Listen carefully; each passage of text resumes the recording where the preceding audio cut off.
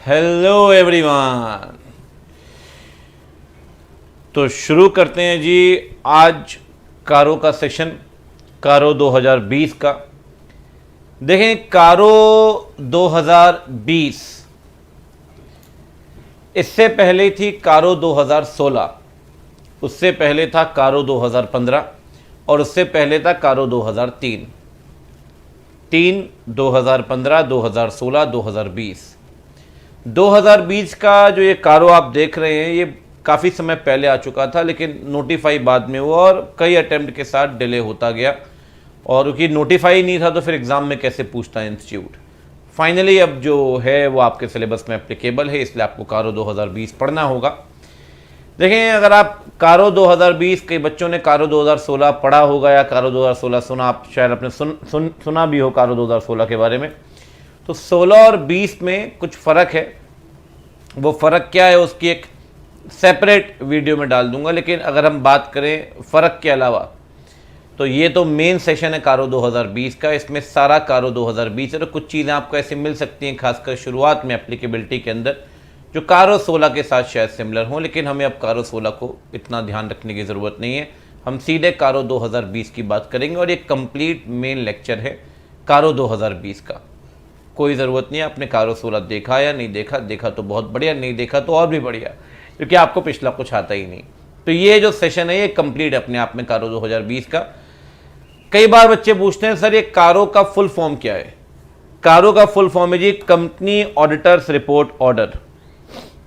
Company auditors report order actually क्या होता है यार, देखो बड़ी सिंपल सी बात है, मैं आपको बताऊं कि ये है जी आपका ऑडिटर, ठीक है, ये है जी कंपनी, ऑडिटर ने की जी ऑडिट। अब अल्टीमेटली वो ऑडिट करने के बाद क्या बनाएगा, ऑडिट रिपोर्ट। भाई ऐसे 700 भी यही कहता है, 200 भी यही कहता है, आपको ओपिनियन देनी है, ओपिनियन देंगे ऑडिटर्स रिपोर्ट में। तो क्वेश्चन ये बनता है यार, ऑडिटर्स रिपोर्ट तो आपने बना दी, ऑडिटर्स रिपोर्ट में आएगा क्या, what are the contents of auditors report, right. तो कंटेंट के लिए सबसे पहला तो कंपनी के लिए लगता है सेक्शन 143। 143 कई सारी बातें कहता है जो आती हैं ऑडिटर रिपोर्ट के अंदर। इसी के साथ बहुत सारे और भी पॉइंट्स ऐड होते रहते हैं। इसी में एक रेगुलेटरी रिक्वायरमेंट है कारो की। जब ऑडिटर अपनी ऑडिट रिपोर्ट बनाएगा तो ऑडिट रिपोर्ट के अंदर कुछ बातें बतानी जरूरी हैं, कुछ क्या बल्कि काफी बातें बतानी जरूरी है। उसमें से एक रिक्वायरमेंट है कारो की। तो सही मायने में कारो का मतलब है कि कारो में दी गई बातें ऑडिटर को अपनी रिपोर्ट में बतानी है। तो सही मायने में कारो 2020 कंपनी को मानने की जरूरत नहीं है, ये ऑडिटर को मानने की जरूरत है। तो ऑडिटर की जिम्मेदारी है।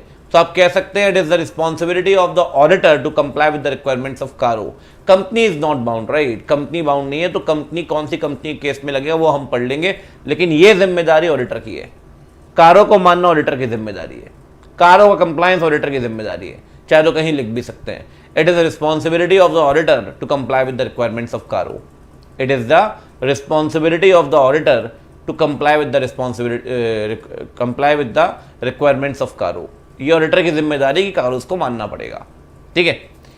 अब कारो अगर आप ध्यान से देखें तो इसका पूरा नाम है company auditors report order. Order आपने कई बार एक्ट सुने होंगे, आपने कई बार नोटिफिकेशन और सर्कुलर सुने होंगे। न ये एक्ट है, न ये सर्कुलर है, न ये नोटिफिकेशन है, न ये रूल है, न ये रेगुलेशन है, ये है ऑर्डर। क्या है बच्चों, दिस इज एन ऑर्डर। ये एक ऑर्डर है मिनिस्ट्री के द्वारा। अब ये मिनिस्ट्री के द्वारा ऑर्डर है तो ऑब्वियस सी बात है तो सरकारी ऑर्डर, गवर्नमेंट ऑफ इंडिया। तो ये जो ऑर्डर आप देख रहे हो this is equivalent to law. मैं लॉ के अंदर अपनी पहली क्लास में बताता हूं कि law is like an umbrella. Law के अंदर ऑर्डर भी आएगा, रूल भी आएगा, रेगुलेशन भी आएगा, एक्ट आएगा, सब आएगा। तो ये जो ऑर्डर आप देख रहे हो दिस इज अ लॉ। जरूरी नहीं है ना यार कि हर एक्ट लॉ हो। इट इज नॉट नेसेसरी कि हर एक्ट लॉ हो। ऑर्डर भी लॉ हो सकता है, रूल रेगुलेशन भी लॉ हो सकता है। तो all these can be law, उसमें से एक ऑर्डर भी लॉ है। तो मानना पड़ेगा भाई, आसान शब्दों में ऑर्डर है तो मानना पड़ेगा। कौन मानेगा जी? ऑडिटर मानेगा। अच्छा, अगर आप ध्यान से देखिए तो किसी भी एक्ट के अंदर सेक्शंस मिलते हैं, सेक्शन 1, 2, 3, 4, 5, 6। कॉन्स्टिट्यूशन ऑफ इंडिया में आर्टिकल हैं, आर्टिकल 1, 2, 3, 35A और 370 हट गया। यहां पर ना सेक्शन है ना आर्टिकल है, यहां पर है पैराग्राफ। क्या है बच्चे? यहां पे पैराग्राफ। कारो के अंदर 4 पैराग्राफ है, 4। पैराग्राफ 1, पैराग्राफ 2, पैराग्राफ 3 और पैराग्राफ 4। 4 पैराग्राफ पढ़ने हैं मात्र। Paragraph 1, paragraph 2, paragraph 3, paragraph 4। अब पैरा 1 किस चीज को लेकर है? तो पैरा 1 है एप्लीकेबिलिटी को लेकर कि कारो किस पे लगेगा। ठीक है, मतलब कौन सी कंपनी के ऑडिट के लिए ऑडिटर को कारो मानना पड़ेगा। पैराग्राफ 2 है कि ऑडिट रिपोर्ट में कारो आपको कब से रखना है, तो दिया हुआ है भाई 1 अप्रैल 19 से जो भी रिपोर्ट बनेगी इन्होंने दिया है उसमें कारो रखना पड़ेगा। ठीक है जी, ठीक है। मेन जो कहानी है वो है पैराग्राफ 3 के अंदर, मेन जो कंटेंट है वो है पैराग्राफ 3 के अंदर। पैराग्राफ 3 में वो सारी बातें आएंगी जो ऑडिट रिपोर्ट में जानी है। ये पूरा मेन कहानी पैराग्राफ 3 में है, ये पूरे कंटेंट 21 हैं। कई बार लोग इसे क्लॉज कहते हैं, मैं जनरली इसे सब पैरा बोलूंगा। क्या बोलूंगा? सब पैरा, क्योंकि वो पैराग्राफ है तो ये सब पैराग्राफ हुआ। राइट, सो दिस इज सब पैराग्राफ। कुल मिला के 21 सब पैरा है, 21 सब पैराज आर देयर। अभी हम पढ़ेंगे डिटेल में। आप कोई भी सब पैरा देखिए, आपको हर जगह ना क्वेश्चंस मिलेंगे। क्या कंपनी को कैश लॉस हुआ है? क्या कोई भी रैंडम उठा लो ना, क्या कंपनी रजिस्टर्ड है क्या आरबीआई एक्ट के अंदर? ये क्वेश्चंस हैं, ऑल दीज आर क्वेश्चंस। तो ऑडिटर इन क्वेश्चंस के आंसर्स देगा। Yes, company has suffered the cash loss, no company has not been registered under RBI act. जो भी क्वेश्चन है उसका आंसर अपने को देना पड़ेगा। अब आपका आंसर पॉजिटिव भी हो सकता है, नेगेटिव भी हो सकता है, और कई बार लिमिटेशन ऑफ स्कोप के चलते, एविडेंसेस की कमी के चलते, लैक ऑफ एविडेंसेस के चलते आप ये भी कह सकते हैं I am not in a situation to conclude. मैं इस सिचुएशन में ही नहीं हूं कि मैं कॉन्क्लूड कर पाऊं कि यहां पे ट्रू एंड फेयर व्यू है भी या नहीं। तो आपके साथ 3 परिस्थितियां बनेंगी, या तो आंसर पॉजिटिव होगा, या तो आंसर नेगेटिव होगा, या तो आप इस सिचुएशन में ही नहीं होगे कि आप आंसर दे पाओ। ठीक है ना। पैराग्राफ 4 कहता है, पैराग्राफ 4, अगर आपने नेगेटिव आंसर दिया, क्वालिफाइड आंसर दिया, तो आपको रीजंस देने पड़ेंगे। बस इतना ही है पैराग्राफ 4।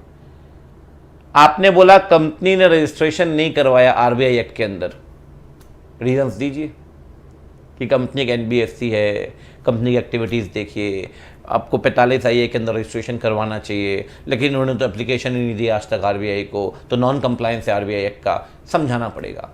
4 ही पैराग्राफ हैं।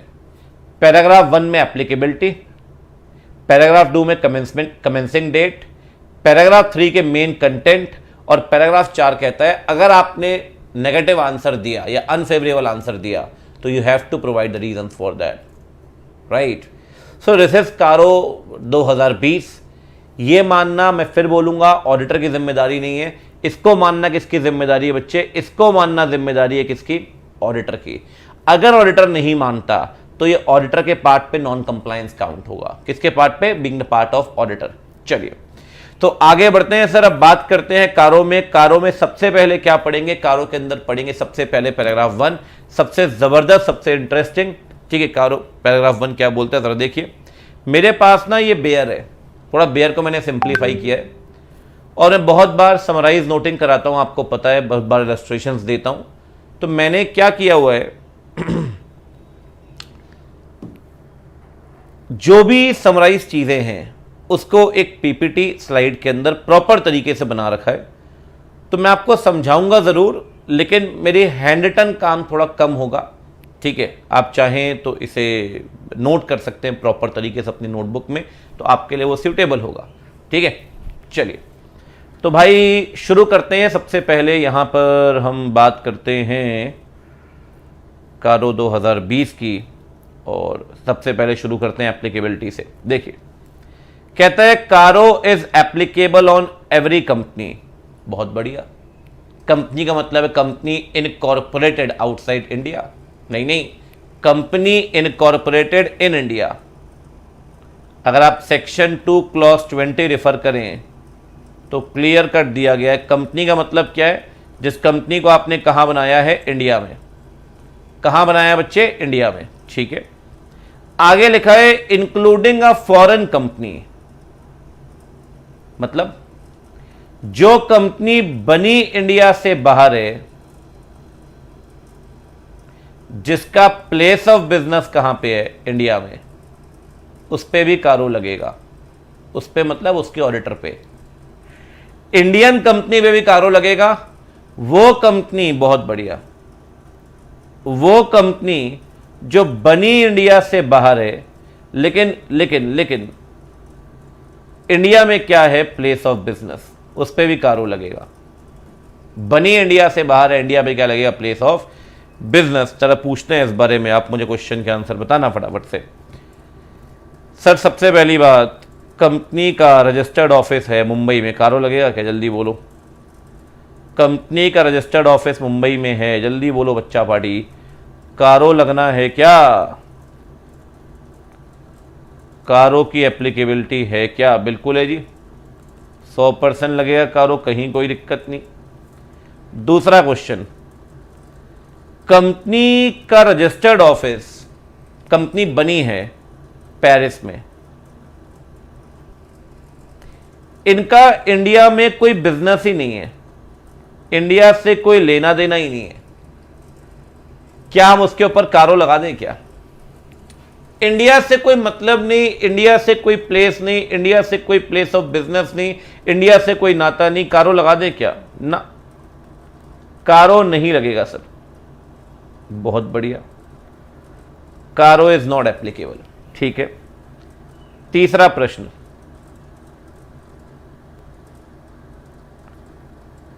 कंपनी का रजिस्टर्ड ऑफिस है जर्मनी में, बनी भी जर्मनी में है कंपनी। इंडिया में ना, अगर इंडिया की बात करें आप, इंडिया में इनका स्टोर है दिल्ली में, फिजिकल स्टोर है, तो प्लेस ऑफ बिजनेस हो गया इंडिया में, प्लेस ऑफ बिजनेस इंडिया में हो गया फिजिकल, तो कारो लगेगा? बिल्कुल लगेगा जी।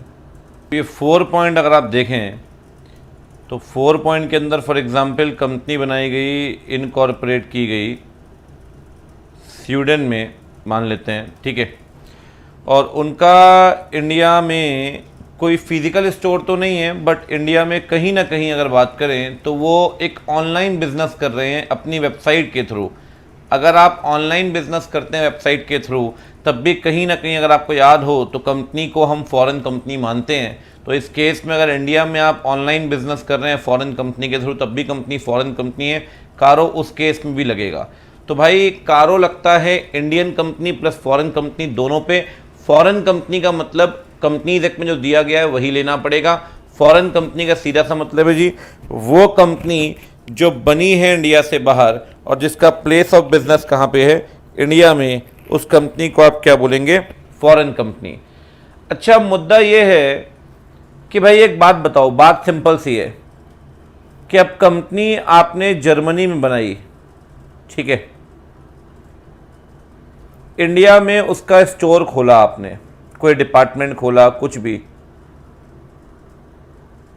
तो सिंपल सी बात है ना मेरे भाई, अगर जर्मनी में कंपनी बनाई है आपने तो इंडिया में स्टोर खोला तो कंपनी फॉरेन कंपनी है। एक्चुअली क्या होता है कि फॉरेन कंपनी को अपने इंडियन पीओबी के लिए, अपने इंडियन प्लेस ऑफ बिजनेस के लिए मेंटेन करने पड़ते हैं books of accounts. Indian place of business के लिए बनाने पड़ते हैं फाइनेंशियल स्टेटमेंट, ठीक है ना।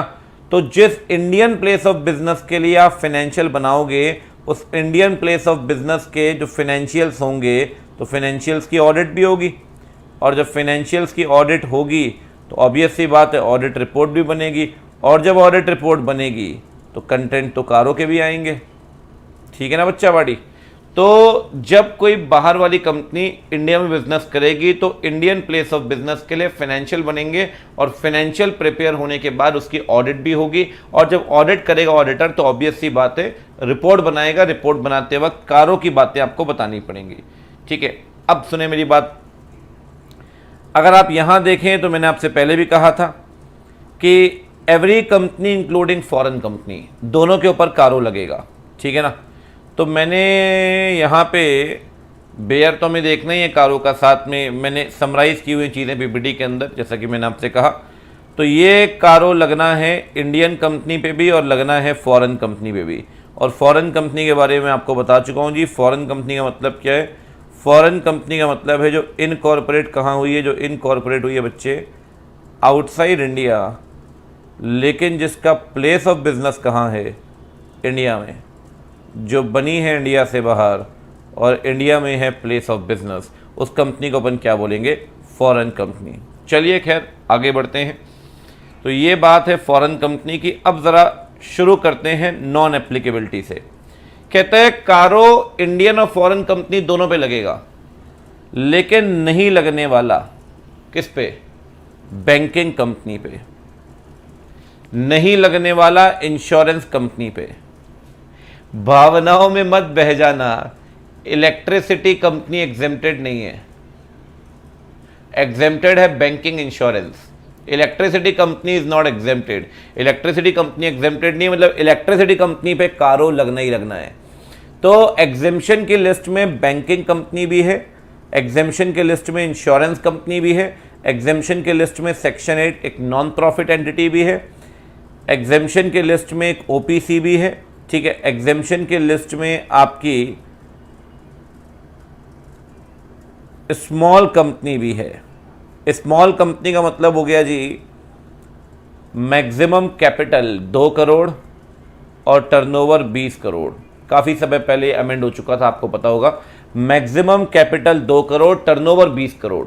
तो स्मॉल कंपनी के ऊपर भी कारो नहीं लगेगा। इट मीन्स 5 कंपनी एग्जेम्प्टेड है, बैंकिंग, इंश्योरेंस, सेक्शन 8, ठीक है, ओपीसी और small company. Banking, insurance, section 8 company, ठीक है, सेक्शन 8 कंपनी, ओपीसी और स्मॉल कंपनी, इन 5 पे कारो नहीं लगेगा। भावनाओं में मत बह जाना, मैं फिर बोल रहा हूं, ना इलेक्ट्रिसिटी कंपनी एग्जेम्प्टेड है और ना डोरमेंट कंपनी। क्या डोरमेंट कंपनी को यहां एग्जेम्पशन दिया है क्या? नहीं। नॉर्मली आप देखें तो डोरमेंट कंपनी या जब जहां बैंकिंग इंश्योरेंस की बात होती है वहां इलेक्ट्रिसिटी की बात तो होती है, एग्जेम्पशन लिस्ट में डोरमेंट कंपनी की बात होती है, लेकिन ना डोरमेंट कंपनी का जिक्र हुआ है ना ही गवर्नमेंट कंपनी आपकी इलेक्ट्रिसिटी कंपनी का। तो दोनों पे कारो लगेगा। अगर ऑडिटर डोरमेंट कंपनी की ऑडिट करता है तो कारो मानना पड़ेगा। अगर आप ऑडिट करते हैं इलेक्ट्रिसिटी कंपनी की तो कारो आपको मानना पड़ेगा, ठीक है जी। तो 5 कंपनी एग्जेम्प्टेड है, ध्यान रखिए। 5 कंपनी कौन कौन से एग्जेम्प्टेड है जनाब? 5 कंपनी एग्जेम्प्टेड हैं अभी तक। तो एक तो हो गई जी banking company, insurance company, small company, OPC, company with charitable object, ठीक है। चैरिटेबल ऑब्जेक्ट वाली किस सेक्शन के अंदर बनेगी भाई? ये बनेगी under section 8 of the companies act 13, ठीक है बच्चा बाड़ी। और ये बताओ कि स्मॉल कंपनी की मैक्सिमम कैपिटल कितनी है? स्मॉल कंपनी की मैक्सिमम शेयर कैपिटल है लाला जी 2 करोड़, और मैक्सिमम टर्नओवर कितना है? टर्नओवर है जी 20 करोड़। तो ये दोनों फिगर अचीव करेंगे एंड में तो कंपनी स्मॉल कंपनी बनेगी और कारो नहीं लगेगा, ठीक है। चलिए, तो इन सारी कंपनी में कारो एग्जेम्प्टेड है। एक लास्ट पॉइंट और है, ध्यान रखना, सबसे क्लासिक पॉइंट है। कारो नहीं लगता प्राइवेट कंपनी पे। किस पे मेरे बच्चे? प्राइवेट कंपनी पे कारो नहीं लगता। कौन सी प्राइवेट कंपनी पे? जो 4 कंडीशन पूरी करेगी। 4, A, B, C, D, 4 condition. पहली, वो प्राइवेट कंपनी जो पब्लिक की ना तो सब्सिडरी है और ना होल्डिंग, उसे एग्जेम्पशन मिलेगा। Non subsidiary, non holding of the public company, ना तो आप पब्लिक की सब्सिडरी होंगे ना पब्लिक की होल्डिंग। अगर आप पब्लिक कंपनी की सब्सिडरी हैं तो सेक्शन 2 क्लॉज 71 तो वैसे भी कहता है ना यार कि पब्लिक की सब्सिडरी को पब्लिक मानेंगे, तो आप प्राइवेट बचे ही कहां, आप प्राइवेट बचे ही कहां। लेकिन अगर आप पब्लिक की होल्डिंग भी हैं तब भी आपको कारोस एग्जेम्पशन नहीं मिलने वाला। अगर कारोस एग्जेम्पशन चाहिए तो आप ना पब्लिक के पापा होगे और ना पब्लिक के बेटे, ना पब्लिक के होल्डिंग होगे और ना पब्लिक की subsidiary. Neither the subsidiary nor the holding of a public company, दोनों ही कंडीशन पूरी होनी जरूरी है। एक के अंदर 2 कंडीशन है, 2 कंडीशन, ठीक है ना। चलिए आगे बढ़ते हैं, अभी बहुत लंबी चर्चा है, इस वाले पॉइंट पे बहुत समय लगेगा, ध्यान रखना।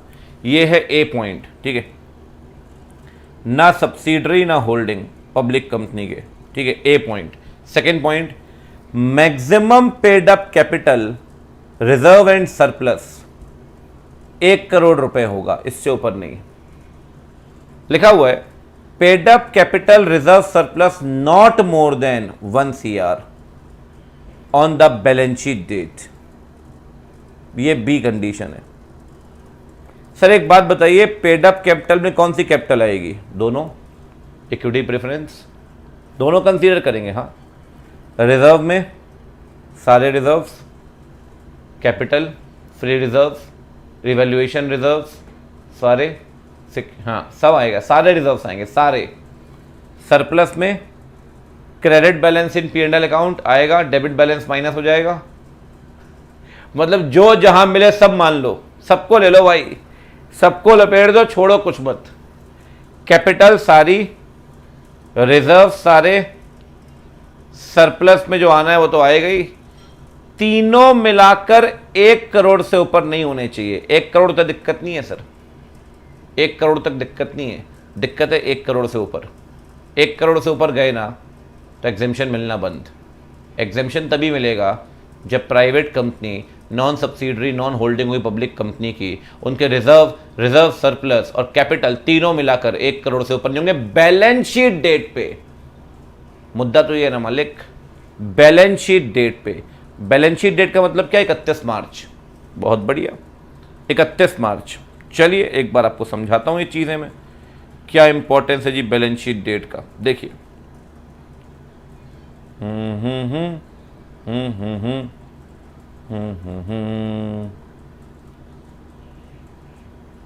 चलिए जी, प्राइवेट कंपनी की पहली कंडीशन क्या है? नॉन सब्सिडरी नॉन होल्डिंग, ठीक है। दूसरी कंडीशन है share capital reserve surplus 1 crore से ऊपर नहीं होने चाहिए बैलेंस शीट डेट में, ठीक है। ये हो गई जी फर्स्ट कंडीशन, ये हो गई जी सेकंड कंडीशन। अब जरा बैलेंस शीट डेट की बात करते हैं, समझिए जरा ध्यान से।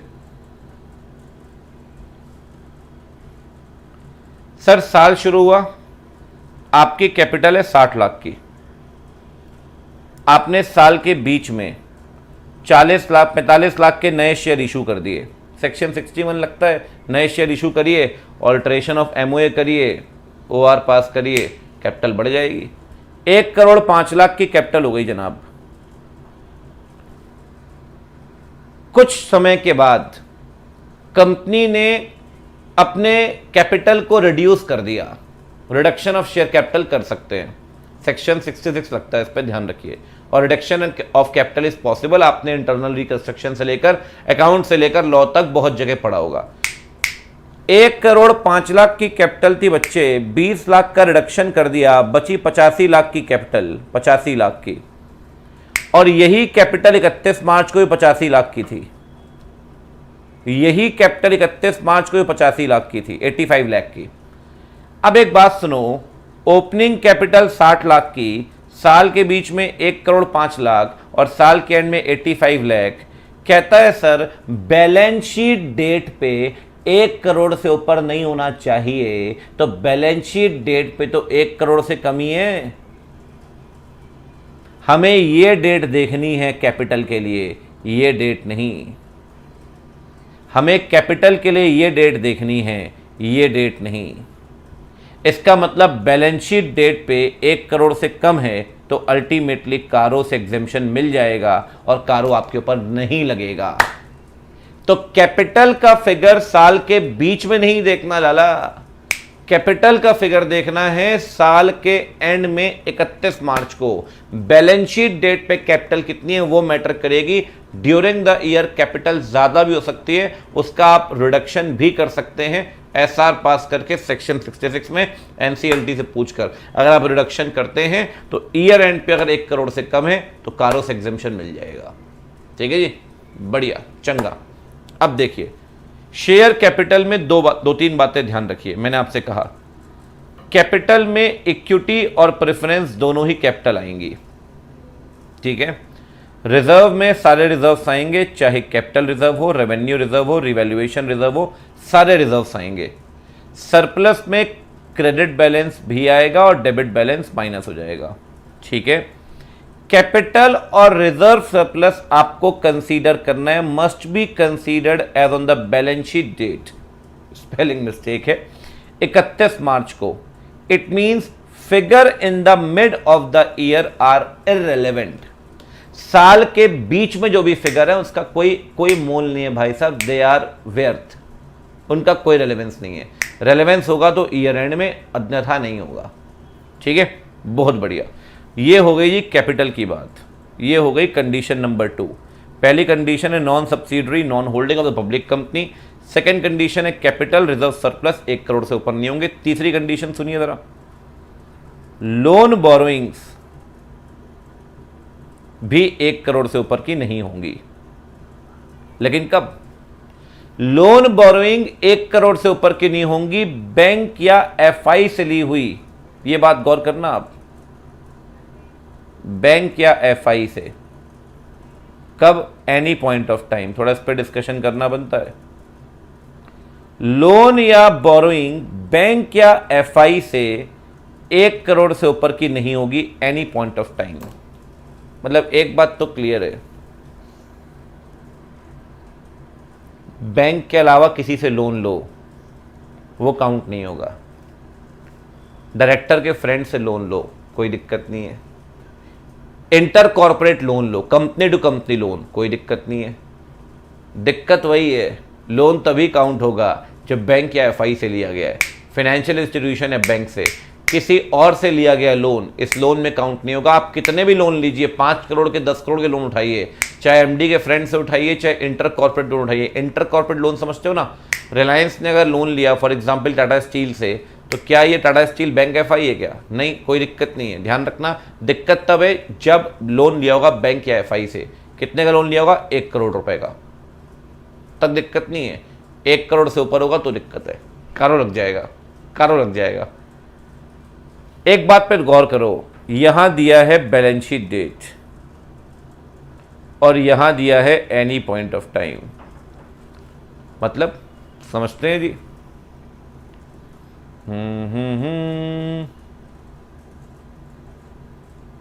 देखो जी,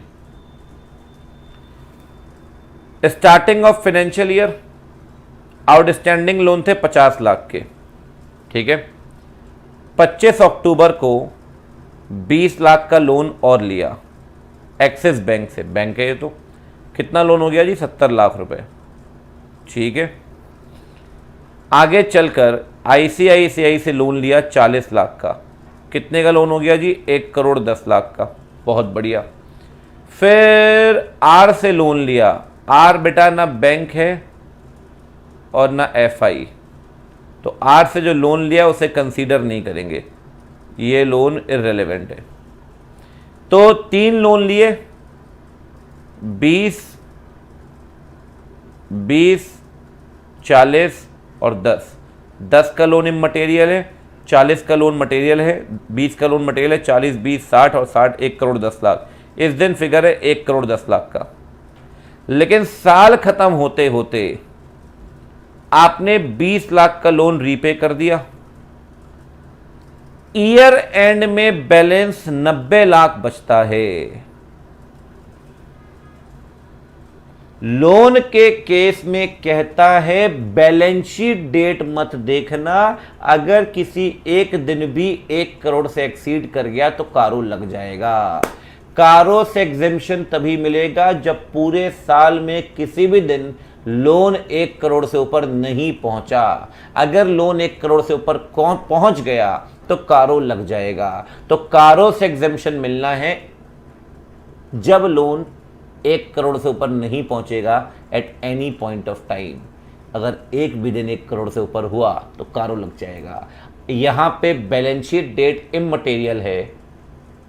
जैसे शेयर कैपिटल में आप बैलेंस शीट डेट देखते हैं, यहां बैलेंस शीट डेट नहीं, एनी पॉइंट ऑफ टाइम देखते हैं। अगर एक दिन 1 करोड़ 10 लाख का हो गया तो कारो एप्लीकेबल है सर, बैलेंस शीट डेट को नहीं देखना यहां पे, ठीक है।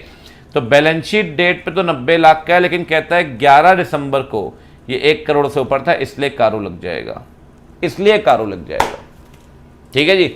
तो CARO is applicable, reason being the amount of the loan is more than 1 CR on 11th of December। अगर एनी पॉइंट ऑफ टाइम में 1 करोड़ से ऊपर होगा तो कारो विल बी एप्लीकेबल, ठीक है जी। इस बेचारे का लोन तो वैसे भी काउंट नहीं करेंगे। चलिए सही है, बेहतरीन। लोन को लेकर मैं आपको 3-4 बातें बता देता हूं। लोन में हमेशा देखना आउटस्टैंडिंग बैलेंस, टोटल कुछ भी हो सकता है सर। लोन हमेशा क्या देखते हैं? Outstanding balance. लोन में वही लोन देखते हैं जो बैंक FI से आया है, बैंक और फाइनेंशियल इंस्टीट्यूशन से। लोन में देखते हैं कि बैलेंस 1 करोड़ से ऊपर नहीं होना चाहिए एनी पॉइंट ऑफ टाइम में। अगर एक भी दिन 1 करोड़ से ऊपर हो गया तो फिर तो कारो लगी जाएगा, ठीक है ना।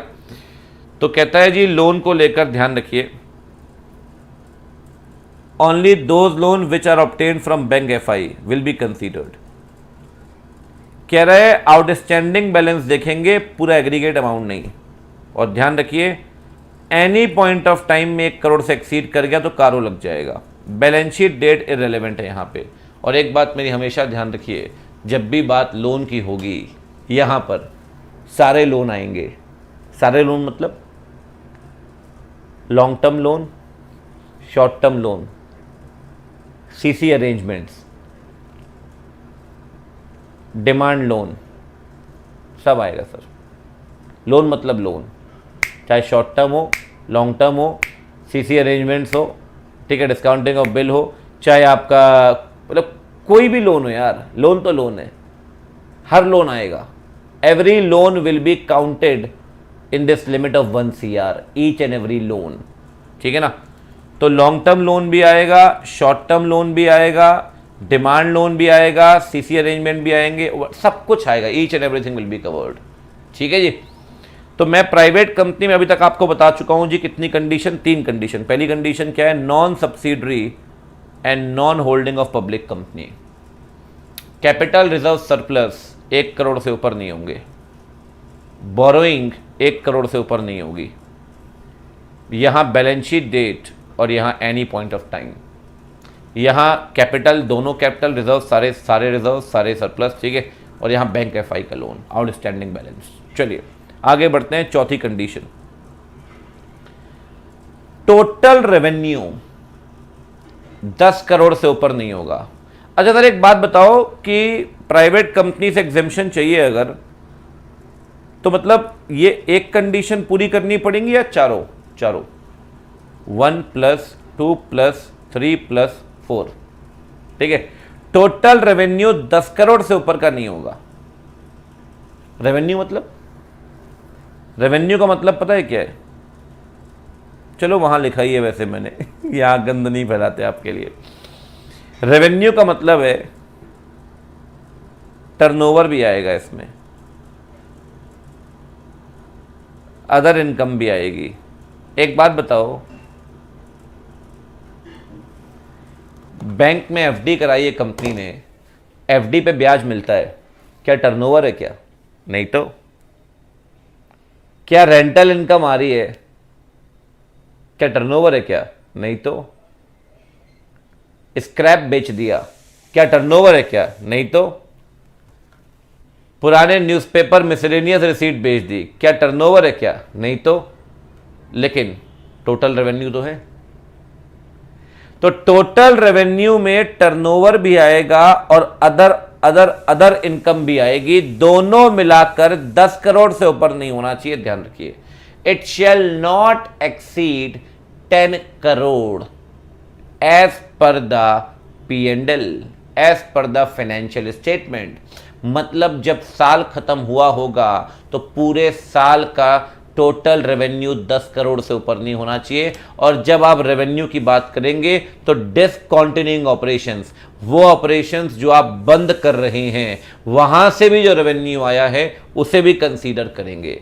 जो आपके देखो अलग अलग SKU हो सकते हैं बिजनेस के अंदर, अलग अलग आपके सेगमेंट हो सकते हैं। अगर आप कोई सेगमेंट बंद भी कर रहे हैं तो वहां से भी जो रेवेन्यू आया है उसे भी यहां काउंट करेंगे, ध्यान रखिए, उसे भी यहां काउंट करेंगे। तो सारा का सारा revenue including the operations, discontinuing operations, including the non operating revenues, including the income from investment, सब कुछ मिलाकर 10 CR से ऊपर नहीं होना चाहिए। If all the 4 conditions are satisfied, in that case you will be exempted from CARO से आपको एग्जेम्पशन मिल जाएगा अगर चारों कंडीशंस पूरी होंगी तब। अगर चौथी कंडीशन की बात करें तो फोर्थ कंडीशन क्या कहती है जी? फोर्थ कंडीशन कहती है जी, अगर आप पढ़ें एक बार जरा यहां से, कि टोटल रेवेन्यू में टर्नओवर और अदर इनकम दोनों आएगी और टोटल रेवेन्यू में रेवेन्यू फ्रॉम डिसकंटिन्यूइंग ऑपरेशंस भी आएंगे। तो ये चारों कंडीशन पूरी करिए आप, कोई दिक्कत नहीं है, यू विल बी एग्जेम्प्टेड। तो कुल मिला के अभी तक हमने 2 चीजें पढ़ी हैं। एक तो हमने पढ़ा है एप्लीकेबिलिटी, एप्लीकेबिलिटी में कंपनी इंडिया वाली, फॉरेन कंपनी दोनों पे लगना है कारो। तो बाहर वाली कंपनी में भी जिसका प्लेस ऑफ बिजनेस इंडिया में है उस पर भी कारो लगेगा। मैंने आपसे पहले भी कहा अगर बनी इंडिया से बाहर है, इंडिया में प्लेस ऑफ बिजनेस नहीं, तो कारो नहीं लगने वाला।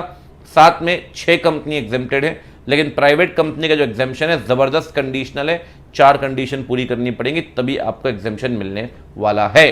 Banking, insurance, small OPC, charitable object of private company for the condition if all the 4 conditions are satisfied. 4 condition कौन कौन सी है? Non subsidiary, non holding, reserve surplus capital 1 crore से ऊपर नहीं, लोन 1 करोड़ से ऊपर नहीं, टोटल रेवेन्यू 10 करोड़ से ऊपर नहीं, ठीक है ना।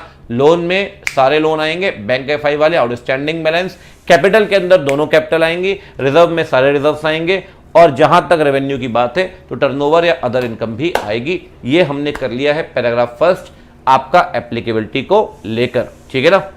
आगे बढ़ते हैं एप्लीकेबिलिटी के बाद और बात करते हैं नई, और जो नई बात है जी वो है पैराग्राफ 3 की। और पैराग्राफ 3 के अंदर जैसे कि मैंने आपसे पहले भी कहा है कंटेंट्स मिलेंगे, और पैराग्राफ 2 के अंदर तो खैर बात दी गई एप्लीकेबिलिटी की, लेकिन जैसे आप आगे बढ़ोगे आपको पैराग्राफ 3 में कंटेंट्स मिल जाएंगे, मैटर्स मिल जाएंगे जो रिपोर्ट के अंदर बताने हैं, ठीक है ना। तो ये मैटर्स पैराग्राफ 3 का पार्ट हैं। जैसा कि मैंने आपसे स्टार्टिंग में भी कहा, इसे जनरली मैं सब पैरा बोलता हूँ, दिस इज सब para and this is clause, ठीक है। सो दीज आर सब पैरा 1, सब पैरा 2, सब पैरा 3, ठीक है। अगर हम बात करें तो ओवरऑल जो पैराज हैं वो हैं 21। कितने पैरा बनने हैं भाई? 21 पैराज आर देयर। तो पहले शुरू करते हैं फर्स्ट और सेकंड से, ठीक है, फिर आगे बात करते हैं। और डिटेल है, काफ़ी कंटेंट है। अगर आप कंपेयर करें कारो 16 से तो उसमें थोड़ा कंटेंट कंपैरेटिवली कम था, लेकिन अब तो बात कारो 20 की हो रही है। देखिए जी कारो 20 की बातें क्या कहती हैं, देखिए। कहते हैं सर सबसे पहली बात, क्या कंपनी प्रॉपर रिकॉर्ड्स मेंटेन कर रही है PPE को लेकर?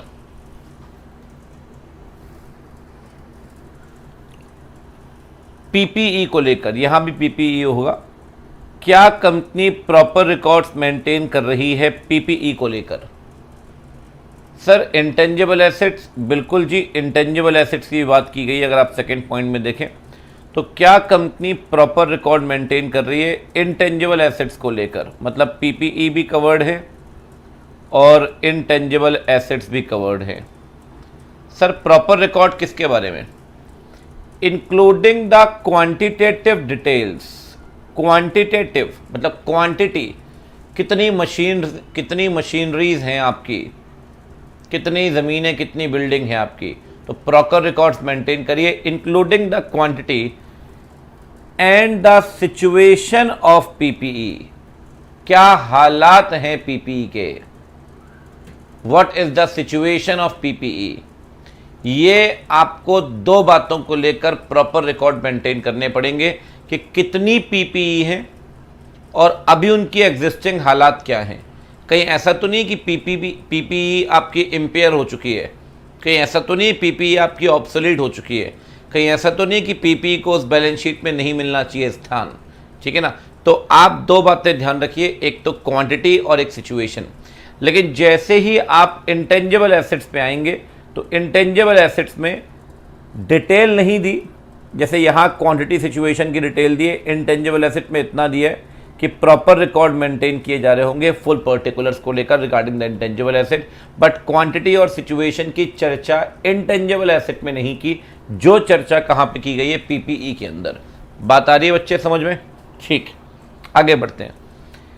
क्या मैनेजमेंट पीपीई का फिजिकल वेरिफिकेशन रीजनेबल इंटरवल में कर रहा है क्या? इंटेंजिबल एसेट का तो फिजिकल वेरिफिकेशन होगा नहीं, लेकिन पीपीई का तो होगा ना eight reasonable interval. Reasonable interval कब आएंगे? कारों ने बोला नहीं है, हम पहले भी कई बार देख चुके हैं। ये मैनेजमेंट की जिम्मेदारी है कि मैनेजमेंट पीपीई को या इन्वेंट्री को फिजिकली वेरीफाई करेगा। अभी बात पीपीई की हो रही है, तो पीपीई का फिजिकल वेरिफिकेशन मैनेजमेंट करेगा।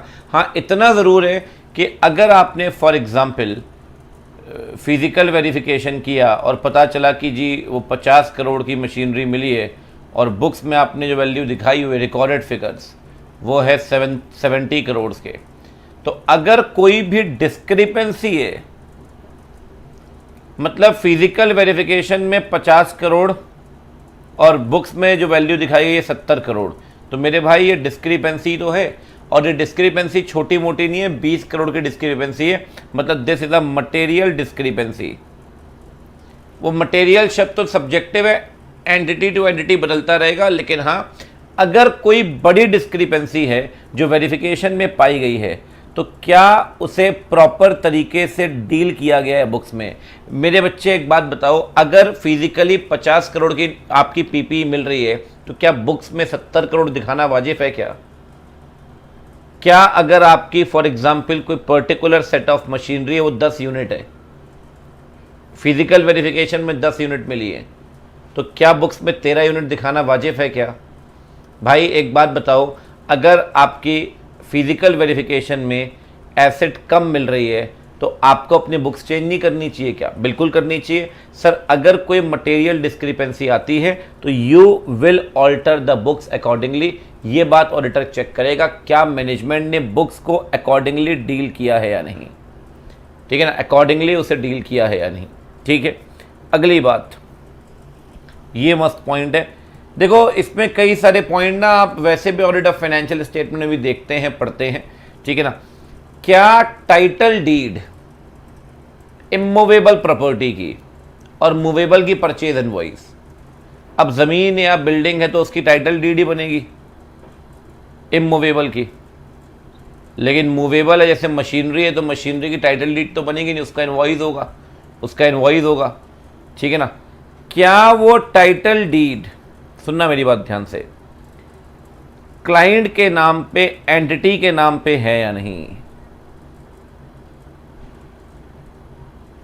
क्योंकि ऑब्वियस सी बात है, एक बात बताओ, मेरी एक कंपनी है, एक मैं इंडिविजुअल हूं, मैं कंपनी का डायरेक्टर हूं, अगर मेरे नाम पे कोई ऑफिस की जगह है तो क्या आप उसे कंपनी की जगह मान लेंगे क्या?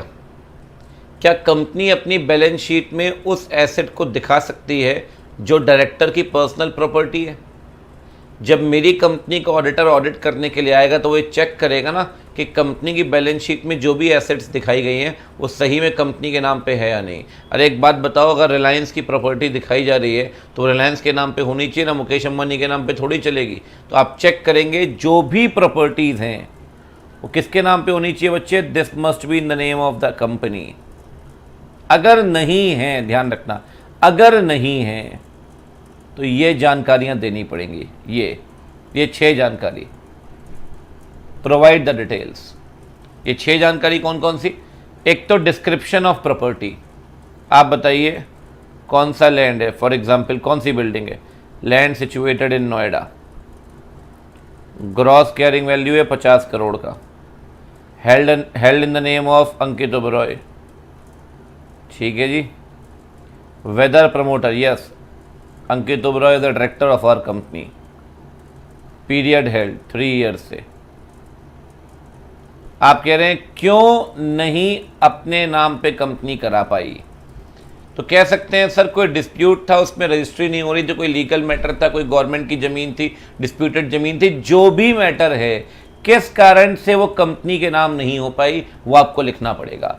6 बातें आपको बतानी पड़ेंगी। अगर कोई भी प्रॉपर्टी जो कंपनी अपने फाइनेंशियल में तो बता रही है, लेकिन उसके टाइटल डीड कंपनी के नाम पे नहीं है, कोई भी प्रॉपर्टी जो फाइनेंशियल में तो बताई जा रही है, फाइनेंशियल में तो बताई जा रही है, लेकिन वो उसके नाम पे नहीं है, तो आपको 6 बातें बतानी पड़ेंगी। 6 बातें कौन कौन सी? प्रॉपर्टी का description, gross carrying value, held in the name of, क्या जिसके नाम पे होल्ड की, वो डायरेक्टर प्रमोटर है क्या, क्या उसका रिलेटिव है, क्या एम्प्लॉई है क्या, और कितने समय से होल्ड किया और क्यों कंपनी ने अपने नाम पे होल्ड नहीं की। डिस्क्रिप्शन, वैल्यू, किसके नाम पे है, क्या वो डायरेक्टर प्रमोटर है, कब से है, और क्यों आपके नाम पे नहीं है, ठीक है ना। ये वो प्रॉपर्टी है जो आप ओन कर रहे हैं, क्योंकि लीज होल्ड एसेट होगी तो वो तो वैसे भी आपके नाम पे नहीं होगी। अगर कंपनी ने लीज पे कोई प्रॉपर्टी ली है तो वो तो वैसे ही कंपनी की नहीं है। तो कह रहा है जब इस पॉइंट को आप समझेंगे, बताएंगे, डिस्कस करेंगे, देखेंगे, तो वो प्रॉपर्टी कंसीडर मत करना जो लीज पे ली गई है, जहाँ पे कंपनी लेसी है। बस वहाँ एक चीज़ देख लेना कि लीज एग्रीमेंट कंपनी के नाम पे होना चाहिए। वहाँ टाइटल डीड नहीं दिखेगा, वहाँ लीज एग्रीमेंट दिखेगा। अगर कंपनी अपने आप को ओनर बता रही है किसी प्रॉपर्टी की, तो टाइटल डीड कंपनी के नाम पे होनी चाहिए। और अगर लीज पे प्रॉपर्टी ली गई है तो जो लीज पे देता है वो लेसर है और आपका क्लाइंट लेसी है, तो प्रॉपर्टी लेसी के नाम पे होनी चाहिए। The lease agreement must be in the name of the Lesi.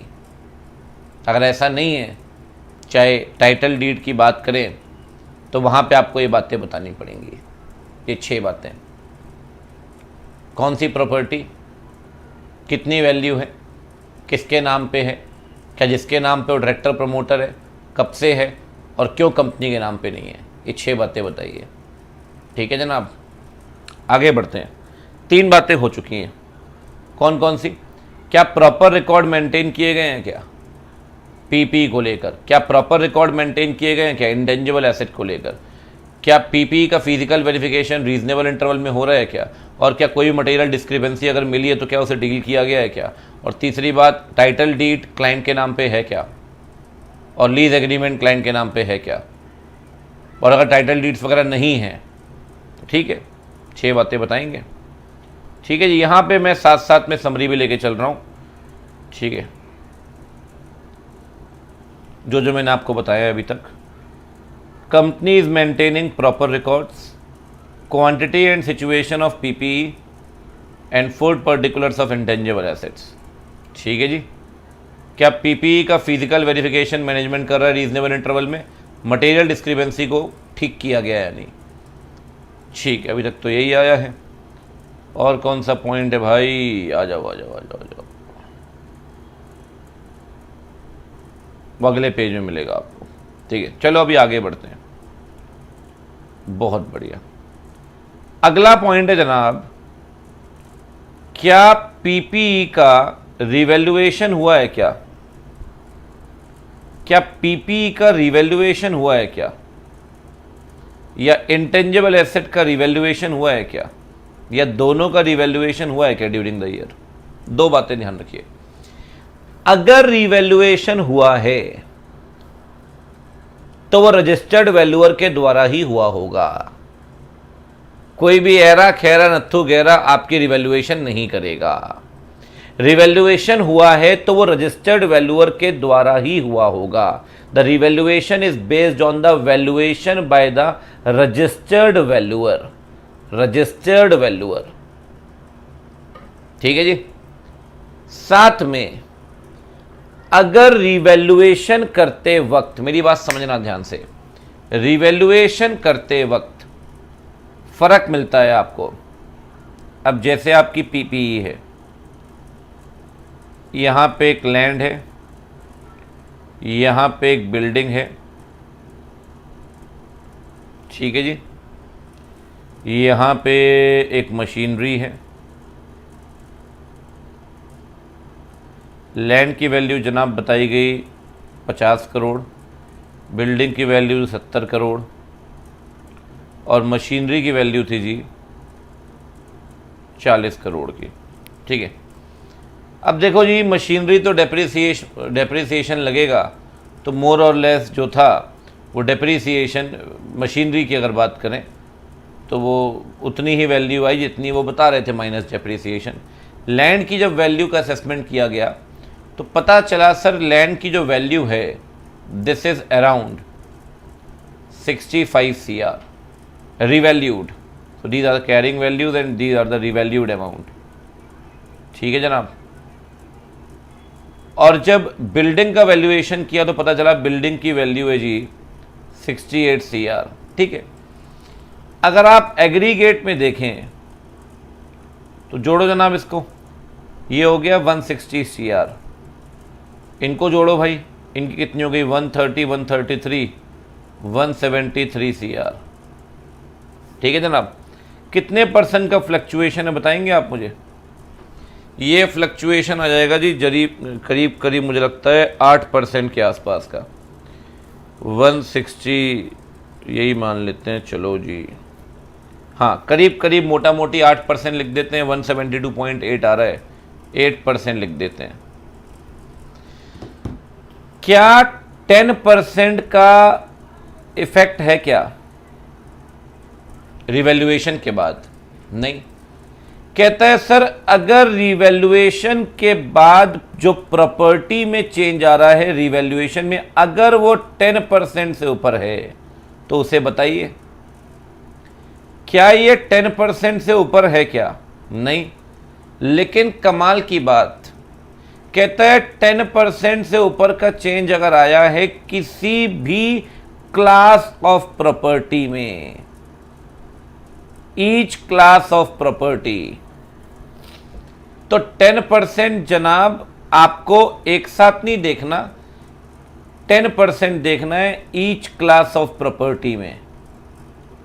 यहां तो 10% है ही नहीं, 70-68, यहां भी 10% क्या, यहां तो चेंज ही नहीं है। और यहां पे अगर आप माने तो करीब करीब 5-5-5 30% का इंक्रीमेंट है। ओवरऑल इंक्रीमेंट है 8% का, लेकिन यहां पे अगर आप देखें तो 30% का इंक्रीमेंट है।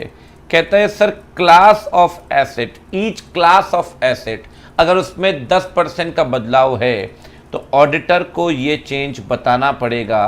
This change must be reported, the change where it is 10% or more on each class of asset. So it is 10% or more on this particular land, so this change must be reported by the auditor। Getting my point? कि कोई भी change अगर 10% से ऊपर of the aggregate of the net carrying value of each class of property। Getting my point? What is the meaning of each class of property? Each class of property मतलब किसी भी property में अगर 10% का बदलाव है you have to disclose that change, वो आपको बताना पड़ेगा जनाब। ठीक है ना। चलिए बहुत बढ़िया, आगे बढ़ते हैं। अगला पॉइंट, क्या दो बातें हो गई भाई रिवैल्यूएशन में। पहली बात क्या हुई है जनाब? रिवैल्यूएशन में पहली बात हुई है कि रिवैल्यूएशन तो रजिस्टर्ड वैल्यूअर ही करेगा, और दूसरी बात हुई है जनाब कि रिवैल्यूएशन में अगर बदलाव आता है 10% या उससे ऊपर का तो ये आपको बताना पड़ेगा, स्पेसिफाइड अमाउंट ऑफ चेंज। ठीक है जी, बढ़िया। अगला पॉइंट, क्या कंपनी की कोई भी बेनामी संपत्ति पहचानी गई है क्या? आपने सुना होगा बेनामी संपत्ति के बारे में। क्या कंपनी की कोई भी बेनामी संपत्ति पहचानी गई है क्या? और क्या उसे पहचानने के बाद सरकार ने कोई कार्यवाही शुरू की है क्या, या कोई कार्यवाही चल रही है क्या? प्रोसीडिंग्स इनिशिएटेड और पेंडिंग, इनिशिएटेड और पेंडिंग, द प्रोसीडिंग्स इनिशिएटेड और pending against the company for holding any बेनामी प्रॉपर्टी। बेनामी प्रॉपर्टी के बारे में आपने शायद पहले भी कभी टेक्स्ट के अंदर सुना होगा। जिस प्रॉपर्टी को लेकर कोई ओनरशिप क्लेम नहीं करता उसे हम बोल देते हैं बेनामी प्रॉपर्टी, ठीक है ना। जानबूझकर एक फिक्टिटियस ओनर के नाम पे आप लेते हैं ताकि टैक्स इवेजन कर पाए। इसीलिए उस केस में कंपनी अगर कोई बेनामी संपत्ति होल्ड करती है जिसे सरकार ने पहचान लिया और आपके ऊपर कार्रवाई शुरू हो गई या कार्रवाई चल रही है आपके ऊपर, ठीक है ना। शुरू हो गई मतलब इस साल में ही शुरू हुई है, जिस साल की आप ऑडिट कर रहे हैं, या आपके ऊपर पहले से चली आ रही है अंडर द बेनामी ट्रांजैक्शन प्रॉपर्टी एक्ट, ठीक है ना, BTPA एक्ट, ठीक है, 1988।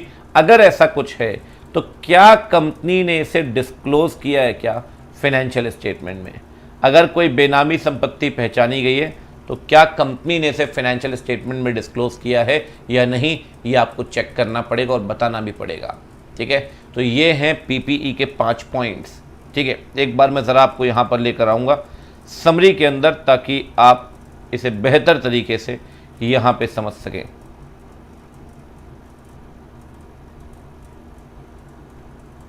प्रॉपर रिकॉर्ड्स, PPE को लेकर, इंटेंजिबल एसेट्स को लेकर, फिजिकल वेरिफिकेशन, मटेरियल डिस्क्रिपेंसी है तो उसे दूर किया गया है क्या? तीसरी बात मैंने आपको ये बताया, क्या टाइटल डीड क्लाइंट के नाम पे है क्या इमूवेबल प्रॉपर्टी की? अगर नहीं है, इफ़ नॉट, तो 6 बातें बताइए, वो आपके सामने है। डिस्क्रिप्शन, कैरिंग वैल्यू, किसके नाम पे, क्या वो डायरेक्टर प्रमोटर रिलेटिव है, कब से और क्यों नहीं है कंपनी के नाम पे, ठीक है। साथ में क्या रिवैल्यूएशन किया है क्या आपने? अगर रिवैल्यूएशन किया है तो रजिस्टर्ड वैल्यूअर ही करेगा, बच्चे ध्यान रखिए। साथ में अगर 10% या उससे ऊपर का बदलाव आता है तो इट मस्ट बी स्पेसिफाइड, ठीक है।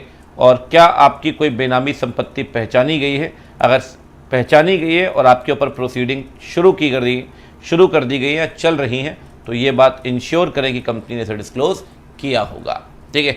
तो ये साथ में समराइज्ड मैं लेके चल रहा हूँ, बेयर तो है ही, समराइज भी आपके साथ है ताकि साथ साथ में हम इसका रिकैप कर सकें, ठीक है।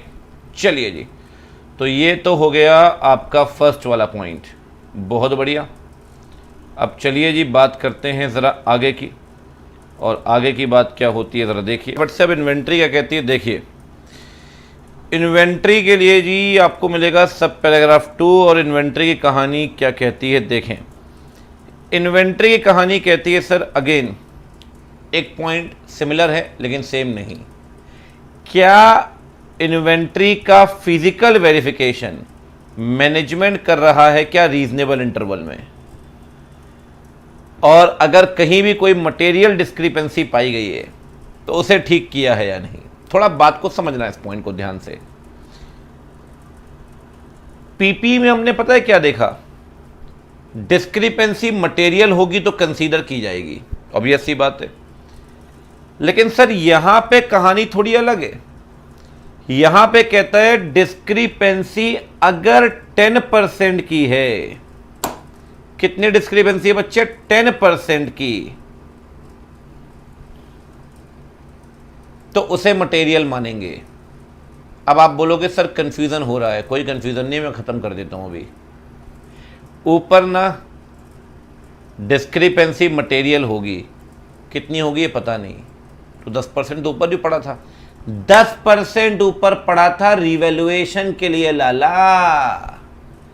10% ऊपर किसके लिए पड़ा था? रिवैल्यूएशन के लिए। अगर रिवैल्यूएशन किया और चेंज आया 10% से ऊपर, तब उस केस में उसे इंडिकेट करना पड़ेगा डिस्क्रिपेंसी में फिजिकल वेरिफिकेशन में कितना चेंज आएगा, ये स्पेसिफाइड नहीं है। लेकिन इन्वेंट्री के अंदर ये बोला कि अगर डिस्क्रिपेंसी आती है फिजिकल वेरिफिकेशन करने में और वो 10% है, वो 10% है तो उसे मटेरियल मानेंगे।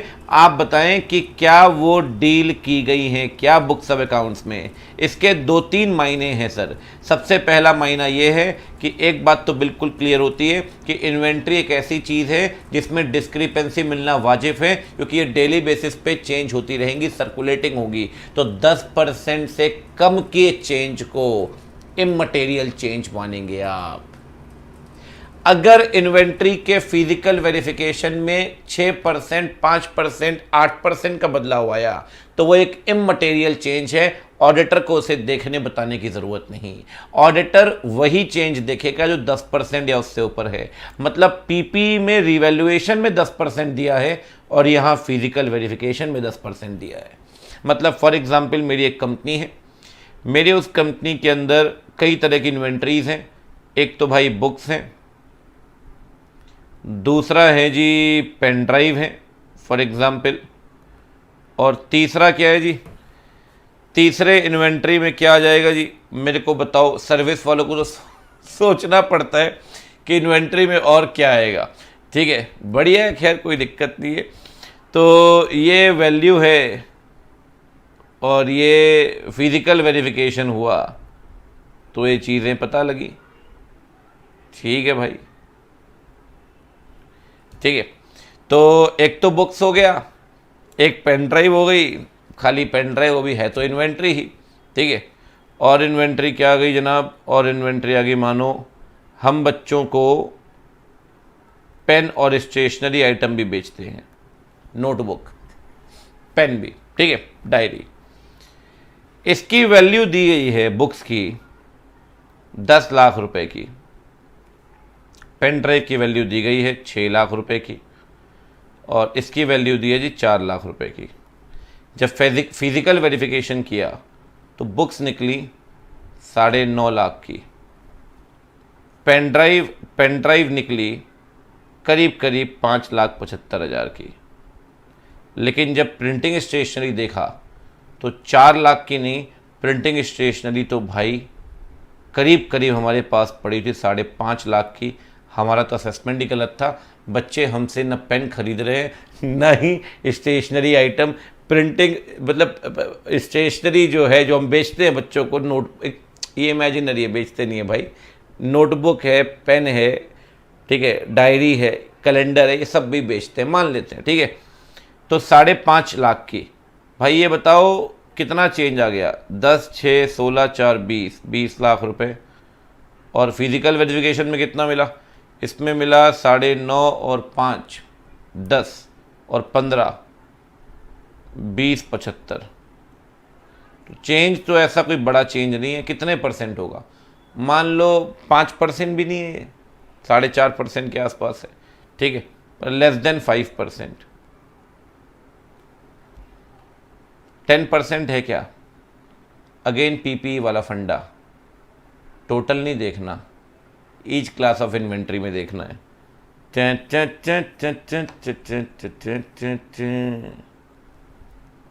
यहाँ 5% का चेंज है, यहाँ तो काफ़ी कम चेंज है, मतलब मान के चलिए कि 4% के आसपास। और यहाँ जो चेंज है जनाब, ये चेंज तगड़ा है। ये चेंज आप मान के चलिए करीब करीब 35% के आसपास का है, ज़्यादा बल्कि। ठीक है, चलो मान लेते हैं अप्रॉक्सीमेट 35%। ठीक है, मान लेते हैं 35%। तो क्या एग्रीगेट 10% का चेंज है क्या, नहीं, लेकिन इस क्लास ऑफ इन्वेंट्री में 35% का चेंज है। ध्यान रखिए, थोड़ा मोड़ा चेंज हो सकता है, 5%, 2%, 4%, 6%। सर ये चेंज एक्सेप्टेबल है, ऐसा मैं नहीं कह रहा हूँ, ऐसा कह रहा है खुद कारो 2020। क्योंकि अगर चेंज 10% से ऊपर है, 10% या उससे ऊपर हुआ, तभी उसे मटेरियल चेंज मानेंगे और उसे ठीक किया जाएगा। अच्छा, पीपी में 2%, 1% का भी चेंज हो, चेंज मतलब डिस्क्रिपेंसी हो, मटेरियल डिस्क्रिपेंसी है। यहाँ पे अगर बात करें तो यहाँ पे 2, 4, 6, 8% कोई दिक्कत नहीं। इन्वेंट्री में, फिजिकल वेरिफिकेशन में इन्वेंट्री घटती बढ़ती रहती है ना यार। लेकिन अगर आप बात करें 10% या उससे ऊपर की, तो वो मटेरियल चेंज मानेंगे। क्या उसे ठीक किया है क्या, मैनेजमेंट ने अपनी बुक्स में। अब ठीक तो करना पड़ेगा भाई, 4 लाख की इन्वेंट्री दिखा रहे हो, निकली 5.5 लाख की। पेन के पेन पड़े हुए थे हैंडल, ऐसा होता है कई बार। ठीक है, चलिए एक बात और है जो पीपीई के अंदर नहीं थी। एक तो पीपीई में फिजिकल वेरिफिकेशन में परसेंटेज नहीं था, वो यहां मिल गया। दूसरा क्या था कि पीपीई में ये वाला पॉइंट नहीं था, the coverage and procedure of such verification by the management is appropriate. Auditor ensure करेगा कि जो फिजिकल वेरिफिकेशन किया गया इन्वेंट्री का, उसका कवरेज और उसका प्रोसीजर सही है या नहीं। मतलब ऐसा तो नहीं है अत्यधिक सैंपलिंग की गई है मैनेजमेंट के द्वारा, जो प्रोसीजर्स इंप्लीमेंट किए गए हैं वो ठीक नहीं है। जहां एक्सपर्ट की ज़रूरत थी एक्सपर्ट को भी नहीं बुलाया गया। तो सर ये इंश्योर करना पड़ेगा। मतलब फिजिकल वेरिफिकेशन में कुल मिला के 3 बातें हो गई इन्वेंट्री में। एक तो फिजिकल वेरिफिकेशन टाइमली इंटरवल में हो रहा होगा, दूसरा प्रोसीजर एंड कवरेज एप्रोप्रिएट होगा, तीसरा अगर कोई भी डिस्क्रिपेंसी 10% है उससे ऊपर की तो उसे बुक्स में डील किया गया होगा। 3 हो गए कुल मिला के जी।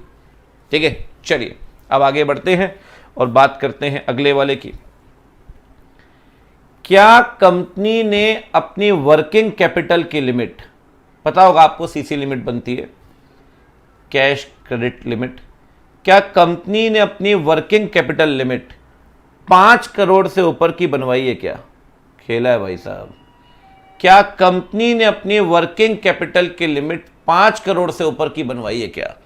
क्योंकि सर अगर 5 करोड़ से ऊपर की लिमिट है तो बेटा मैं आपको बता दूं आज की डेट में इतनी वर्किंग कैपिटल लिमिट्स बन रही हैं और ज़्यादातर वो एनपीए हो जाती हैं, क्योंकि लोग निकालते तो बिज़नेस के नाम पे हैं, बनाते तो बिज़नेस के नाम पे, पर्सनल हॉलीडे चल रहा है, पर्सनल गाड़ियाँ आ रही हैं और बैंक का पैसा कभी जमा ही नहीं होता और अल्टीमेटली वो क्या बन जाता है? एनपीए। बैंक ऑडिट में आपने सुना या पढ़ा होगा, अगर 90 दिन तक सीसी से विड्रॉ कर लिया और 90 दिन तक 1 रुपये जमा नहीं किया तो 90 दिन के बाद सीसी बन जाएगा out of order, ultimately it will become NPA. तो अगर 5 करोड़ से ऊपर की, ध्यान रखना सीसी है 5 करोड़ से ऊपर की, तो सीसी बनवाते वक्त आपको देना पड़ता है स्टॉक स्टेटमेंट, सीसी बनाने वक्त आपको देना पड़ता है अपने रिटर्न्स। तो आप चेक करेंगे बीइंग द ऑडिटर कि जिस एंटिटी की आप ऑडिट कर रहे हैं अगर उसकी सीसी 5 करोड़ से ऊपर की बनी है तो क्या उसने अपने स्टॉक स्टेटमेंट फाइल किए हैं क्या उसने अपने क्वार्टरली रिटर्न्स जमा किए हैं क्या, और जो डेटा वहां इन्वेंट्री का दिया गया है स्टॉक स्टेटमेंट में, पता चला स्टॉक स्टेटमेंट बोल रहे 6 करोड़ 15 करोड़ की इन्वेंट्री है, बुक में दिखा रहा है 4 करोड़ रुपए। समझ रहे हो बेटे? बैंक से ज़्यादा सीसी बन जाए इसलिए स्टॉक स्टेटमेंट में इन्वेंट्री इन्फ्लेट करके दिखा दी, जबकि एक्चुअल में तो इन्वेंट्री कम थी। ऑडिटर चेक करेगा अगर 5 करोड़ से ऊपर की 5 करोड़ से ऊपर की आपको सैंक्शन कर दी गई सीसी लिमिट बैंक या एफआई से, तो ऑब्वियस सी बात है वो करंट एसेट के बेसिस पे ही होती है, ये बात ध्यान रखिए। तो क्या क्वार्टरली रिटर्न्स जो हैं वो फाइल किए गए हैं कंपनी के द्वारा, उस बैंक और एफआई के पास स्टॉक स्टेटमेंट फाइल किए गए हैं क्या? तो जो स्टॉक स्टेटमेंट में जानकारी दी गई है वो जानकारी बुक्स के हिसाब से टैली कर रही है क्या? बुक्स में इन्वेंट्री 3 करोड़ की और स्टॉक स्टेटमेंट जो बैंक के पास दे रहे हो उसमें 15 करोड़ की, ताकि ज़्यादा से ज़्यादा वर्किंग कैपिटल लिमिट बन जाए बैंक से। ये तो गलत है सर। तो आप चेक करिए क्या क्वार्टरली रिटर्न्स, क्या स्टॉक स्टेटमेंट फाइल किए हैं, और किए हैं तो जो वहाँ बताई गई इन्वेंट्री वही बुक्स में है या नहीं। अगर ऐसा नहीं है तो जानकारी दीजिए, और ऐसा नहीं है तो जानकारी दीजिए। ठीक है ना? बात आ रही है समझ में? 5 करोड़ से ऊपर की सीसी है, जो आपने स्टॉक स्टेटमेंट फाइल किए हैं, जो आपने रिटर्न्स दिए हैं, क्या वो टैली कर रहे हैं क्या बुक्स के साथ, वो आपको देखना पड़ेगा। ठीक है जी? इस केस में अगर आप मिलाएं इसको, अगर समराइज पॉइंट से हम देखें तो समराइज पॉइंट में क्या दिया गया देखें आप जरा। समराइज पॉइंट क्या कहते हैं भाई? 4 पॉइंट है समरी के। पहला है क्या फिजिकल वेरिफिकेशन किया है मैनेजमेंट ने रीजनेबल इंटरवल में, क्या कवरेज प्रोसीजर एप्रोप्रिएट है क्या, पहला पॉइंट। बहुत बढ़िया। अगर डिस्क्रिपेंसी 10% या उससे ऊपर की है ईच क्लास ऑफ इन्वेंट्री में तो क्या उसे डील किया गया है क्या? अगर वर्किंग कैपिटल 5 करोड़ से ऊपर की है तो क्या उसे करंट एसेट के सिक्योरिटी पे रखा गया है, और जो क्वार्टरली रिटर्न्स आपने स्टेटमेंट फाइल किए हैं क्या वो बुक्स के साथ मैच कर रहे हैं क्या, ये 4 बातें ध्यान रखिए। अगर नहीं करते तो आप बताइए। इन्वेंट्री के अंदर 4 बातें, फिजिकल वेरिफिकेशन, डिस्क्रिपेंसी, 5 करोड़ से ऊपर की आपने ये तो करंट एसेट सिक्योर किया होगा, और स्टॉक स्टेटमेंट, क्वार्टरली रिटर्न्स। तो ये हो गए हमारे 2 सब पैराग्राफ, एक तो हो गया पीपी और दूसरा हो गया इन्वेंट्री, ठीक है ना। ये आगे बढ़ते हैं। इन्वेंट्री के बाद जो अगला हमें करना है वो है लोन गारंटी सिक्योरिटी इन्वेस्टमेंट, ठीक है। सो दिस इज सब paragraph 3, loan guarantee security investment, ठीक है। देखें, लोन गारंटी ये वो लोन है जो आपने लिया नहीं है बच्चे, जो आपने दिया है। The loan provided by the company, ठीक है ना, the loan provided by the company. ये लोन कंपनी ने लिया नहीं बल्कि ये लोन कंपनी ने दिया हुआ है, ठीक है। अब बात समझिए ज़रा ध्यान से। देखो यार, लोन ऐसा होता है, मैं आपको बताऊं कि जैसे ये कंपनी है, ठीक है, इसने लोन दिया होगा तो लोन में कई तरह की एंटिटीज़ हो सकती हैं, कई तरह की एंटिटीज़ हो सकती हैं। अब जैसे कुछ लोन आपने दिया अपने से रिलेटेड एंटिटीज़ को, जैसे कि फॉर एग्ज़ाम्पल आपने लोन दिया जॉइंट वेंचर को, आपने लोन दिया एसोसिएट कंपनी को, आपने लोन दिया सब्सिडरी कंपनी को, ठीक है। या फिर कोई और कंपनी है जो आपकी एसोसिएट नहीं है, जो आपकी सब्सिडरी नहीं है, जो आपकी जॉइंट वेंचर नहीं है। देखो, ये जो लोन आपने दिया है ना, जॉइंट वेंचर को, एसोसिएट को, सब्सिडरी को, ये थोड़ा सा ज़्यादा रिस्की हो सकता है, क्योंकि कहीं ना कहीं आपकी आरपीज़ हैं, और आरपीज़ को अगर आप लोन देते हैं तो वहाँ पे रिकवरेबिलिटी में इशू हो सकता है। क्या पता उन्हें पैसा चाहिए था, क्या पता आपने वो लोन रोटेट करने के लिए दिया हो, तो बहुत सारी पॉसिबिलिटीज़ होती हैं। तो जो भी लोन आपने अपनी जैस को दिया है, जैस मतलब joint venture, associate, subsidiary company, so एक बात ध्यान रखिए कि लोन तो लोन है यार, चाहे आपने लोन इसको दिया हो चाहे उसको दिया हो। कह रहा है दोनों ही लोन का डिस्क्लोजर करना है, दोनों ही लोन डिस्क्लोज होंगे, जो आपने जैस को दिया किसी और को दिए, ठीक है, लेकिन अलग अलग डिस्क्लोज होंगे। जैस को दिया हुआ लोन अलग डिस्क्लोज करो, किसी और पर्सन कंपनी को दिया हुआ लोन अलग डिस्क्लोज करो। तो जैस का जो लोन है वो अलग आएगा, किसी और कंपनी का जो लोन है वो अलग आएगा, ठीक है। ये किसी और इंडिविजुअल का जो लोन है वो अलग आएगा। एक बार ज़रा बेयर पढ़ते हैं और चीज़ें हमको मिलेंगी, देखते हैं ज़रा ध्यान से। कहता है कंपनी ने अगर कोई भी लोन एडवांस दिया है, ठीक है जी, कंपनी ने कोई भी इन्वेस्टमेंट किया है, ठीक है जी, मैं अभी लोन की बात करूंगा, बता देता हूँ, इसमें लिखा हुआ है, पहले शुरुआत में हम लोन की ही बात करेंगे। तो कंपनी ने अगर कोई लोन दिया है, ठीक है, कोई लोन दिया है, चाहे वो लोन सिक्योर्ड दिया हो, चाहे वो लोन अनसिक्योर्ड दिया हो, चाहे वो कंपनी को दिया हो, फर्म को दिया हो, एलएलपी को दिया हो, किसी और पार्टी को दिया हो। आपको तो पता है आरपी कोई भी हो सकती है। अब आपने कोई फर्म है जहाँ पे आपका डायरेक्टर पार्टनर है, वो भी आपकी आरपी है। तो भाई ये थोड़ी सिचुएशन जो है वो यहाँ पे रिस्की हो जाती है। एक बार पढ़ते हैं ज़रा। जो भी लोन आपने दिया है, चाहे सिक्योर्ड दिया हो चाहे अनसिक्योर्ड दिया हो, ठीक है ना, अगर ड्यूरिंग द ईयर कंपनी ने लोन दिया है, ड्यूरिंग द ईयर, जिस साल की आप ऑडिट कर रहे हो उसी साल में कंपनी ने कोई लोन दिया है या कोई एडवांस दिया है लोन के फेवर में, या कोई गारंटी दी है किसी और के लोन के लिए, या कोई गारंटी या कोई सिक्योरिटी दी है, टू एनी अदर एंटिटी, किसी भी एंटिटी को आपने लोन दिया है या उसके लोन के लिए गारंटी दी है या उसके लोन के लिए सिक्योरिटी दी है, किसी भी एंटिटी को, ठीक है, इंडिकेट करिए। क्या इंडिकेट करिए जी? Aggregate amount during the year, कितने का लोन दिया है, आउटस्टैंडिंग बैलेंस क्या है बैलेंस शीट डेट पे। मतलब पहली बात तो लोन दिया कितने का हो सकता है, साल के बीच में लोन दिया हो 1 करोड़ का, और 31 मार्च आते आते उसने 20 लाख रुपए दे दिए, 80 लाख रुपए आउटस्टैंडिंग हो, तो लोन कितने का दिया है पहली बात, और 31 मार्च को बैलेंस कितना आउटस्टैंडिंग है दूसरी बात, ठीक है ना। ये वो लोन है जो आपने जैस को दिया होगा। जैस का मतलब joint venture, associate company, subsidiary company, ये उसको दिया होगा।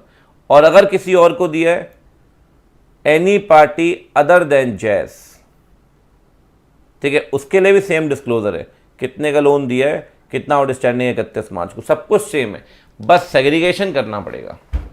ये पता होना चाहिए, ठीक है, यूज़र्स को कि भाई जो लोन आपने अपनी कनेक्टेड एंटिटीज़ को दिया है वो लोन कितने का और बाकी लोन कितने हैं। तो ये आपको डिस्क्लोजर देना पड़ेगा दो अलग अलग। देखो डिस्क्लोजर दो चीज़ों का, कितने का लोन दिया और कितना आउटस्टैंडिंग 31 मार्च को, चाहे वो लोन आपने जैस को दिया हो या अदर देन जैस दिया हो, ठीक है ना। दो सेग्रीगेशन होंगे, जैस अदर देन जैस, ठीक है। एक बात और, लोन आपने दिया है तब भी बताइए, लोन किसी और ने दिया है आपने गारंटी दी है, मतलब फॉर एग्जाम्पल ये है कंपनी जिसकी आप ऑडिट कर रहे हो, ठीक है, ये है कोई एंटिटी, इसको लोन दे रहा है जी एक्सिस बैंक।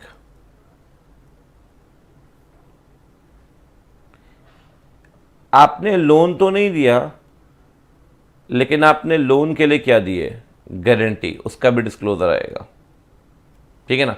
या लोन के लिए क्या रख दी है, सिक्योरिटी, उसका भी डिस्क्लोजर आएगा। तो आप लोन दो तब भी आएगा, लोन के लिए गारंटी सिक्योरिटी दो तब भी आएगा। अब देखो अगर वो एंटिटी जैस है तब भी बताओ, और अदर देन जैस है तब भी बताओ, बस बताना अलग अलग है, बताना अलग अलग है, ठीक है ना। जैस है फिर भी बताओ, अदर देन जैस है फिर भी बताओ। अच्छा बताना क्या चीज़ें हैं भाई, इन दोनों में बतानी दो चीज़ें हैं अभी तक। एक तो अमाउंट ऑफ लोन जो आपने दिया है पूरे साल में, plus balance outstanding on the balance sheet date, 31 March को कितना बैलेंस आउटस्टैंडिंग है वो बताइए। तो दो बातें हो गई, amount of loan plus outstanding balance on the balance sheet date, ठीक है जी। तो ये हो गया जी आपका ये फर्स्ट पॉइंट, ठीक है। कोई भी लोन अगर आपने दिया है, चाहे लोन दिया हो, गारंटी सिक्योरिटी दी हो, किसी भी एंटिटी को, ठीक है ना, किसी भी एंटिटी को, अदर देन मतलब कंपनी, चाहे वो जैस हो या अदर देन जैस, बताना है, ठीक है। एक बात ध्यान रखिए, ये प्रोविज़न नहीं लगेगा जिनका प्रिंसिपल बिजनेस ही लोन देने का है, जिन भी कंपनीज का, कोई फाइनेंसिंग कंपनी है ना, उनको ये बताने की ज़रूरत नहीं है। उनका ऑर्डिनरी कोर्स ऑफ बिजनेस से अगर फाइनेंस करने का है तो they need not to disclose these 2 points, ठीक है ना, उन्हें बताने की ज़रूरत नहीं है ये बात, ठीक है जी। और ना ऑडिटर को उस रिपोर्ट में बताने की ज़रूरत है अपनी रिपोर्ट के अंदर, ना वो बताएंगे ना ऑडिटर बताएगा, ठीक है। चलिए एक बात और, जो भी लोन आपने दिया है, अच्छा एक बात आपने गौर की, ए वाले पॉइंट में कहीं इन्वेस्टमेंट नहीं है, ए वाले पॉइंट में इन्वेस्टमेंट नहीं, बेस पॉइंट में इन्वेस्टमेंट था लेकिन ए वाले में इन्वेस्टमेंट नहीं है। ए वाले में लोन है, गारंटी है, सिक्योरिटी है, लेकिन जैसे आप बी वाले पॉइंट में आएंगे, बी वाले पॉइंट में कहता है जो भी इन्वेस्टमेंट कंपनी ने किए हैं, जो भी गारंटी दी है, जो भी सिक्योरिटी दी है, क्या वो कंपनी के इंटरेस्ट के अगेंस्ट तो नहीं है। जो भी इन्वेस्टमेंट किए हैं, जो भी गारंटी दी है, जो भी सिक्योरिटी दी है, जो भी लोन आपने दिए हैं, क्या वो कंपनी के इंटरेस्ट के अगेंस्ट तो नहीं है। अब एक बात बताओ, क्रिप्टो करेंसी का अभी तक कोई क्लैरिटी नहीं है और कंपनी इन्वेस्टमेंट्स कर रही है क्रिप्टो करेंसी में, सर कहीं ना कहीं ये कंपनी के इंटरेस्ट के अगेंस्ट ही तो होगा। प्रीजुडिशियल मतलब होता है हार्मफुल, ठीक है बच्चे। कंपनी लोन दे रही है 1% के इंटरेस्ट रेट पे, 50 साल का रीपेमेंट पीरियड है। भाई एक बात बताओ, इससे ज़्यादा हार्मफुल क्या हो सकता है, ठीक है, मतलब दिस इज हाईली प्रीजुडिशियल।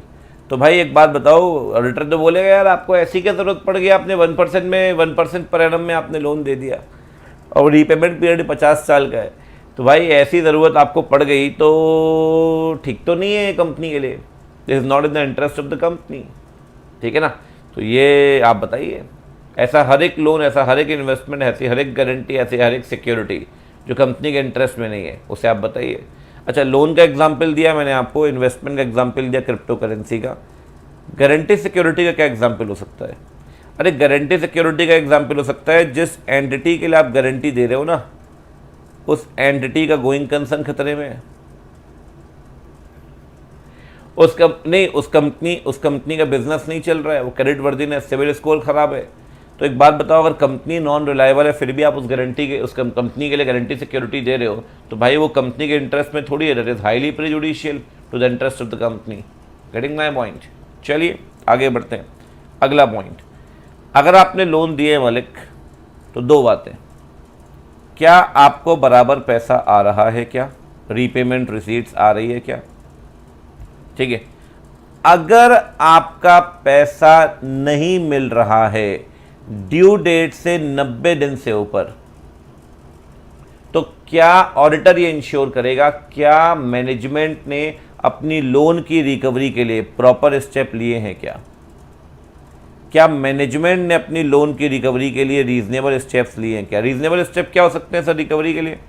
बेटा रीजनेबल स्टेप हो सकते हैं रिकवरी के लिए, अगर बात करें तो आप जो भी एसेट सिक्योरिटी के तौर पे रखी है, ठीक है, उसके लिए रिसीवर अपॉइंट करें, बेचने के प्रोसेस आगे करें, नोटिस दें, स्यूट फाइल करें, something materialistic must be there, दिखना चाहिए कि क्या किया है आपने, ठीक है ना।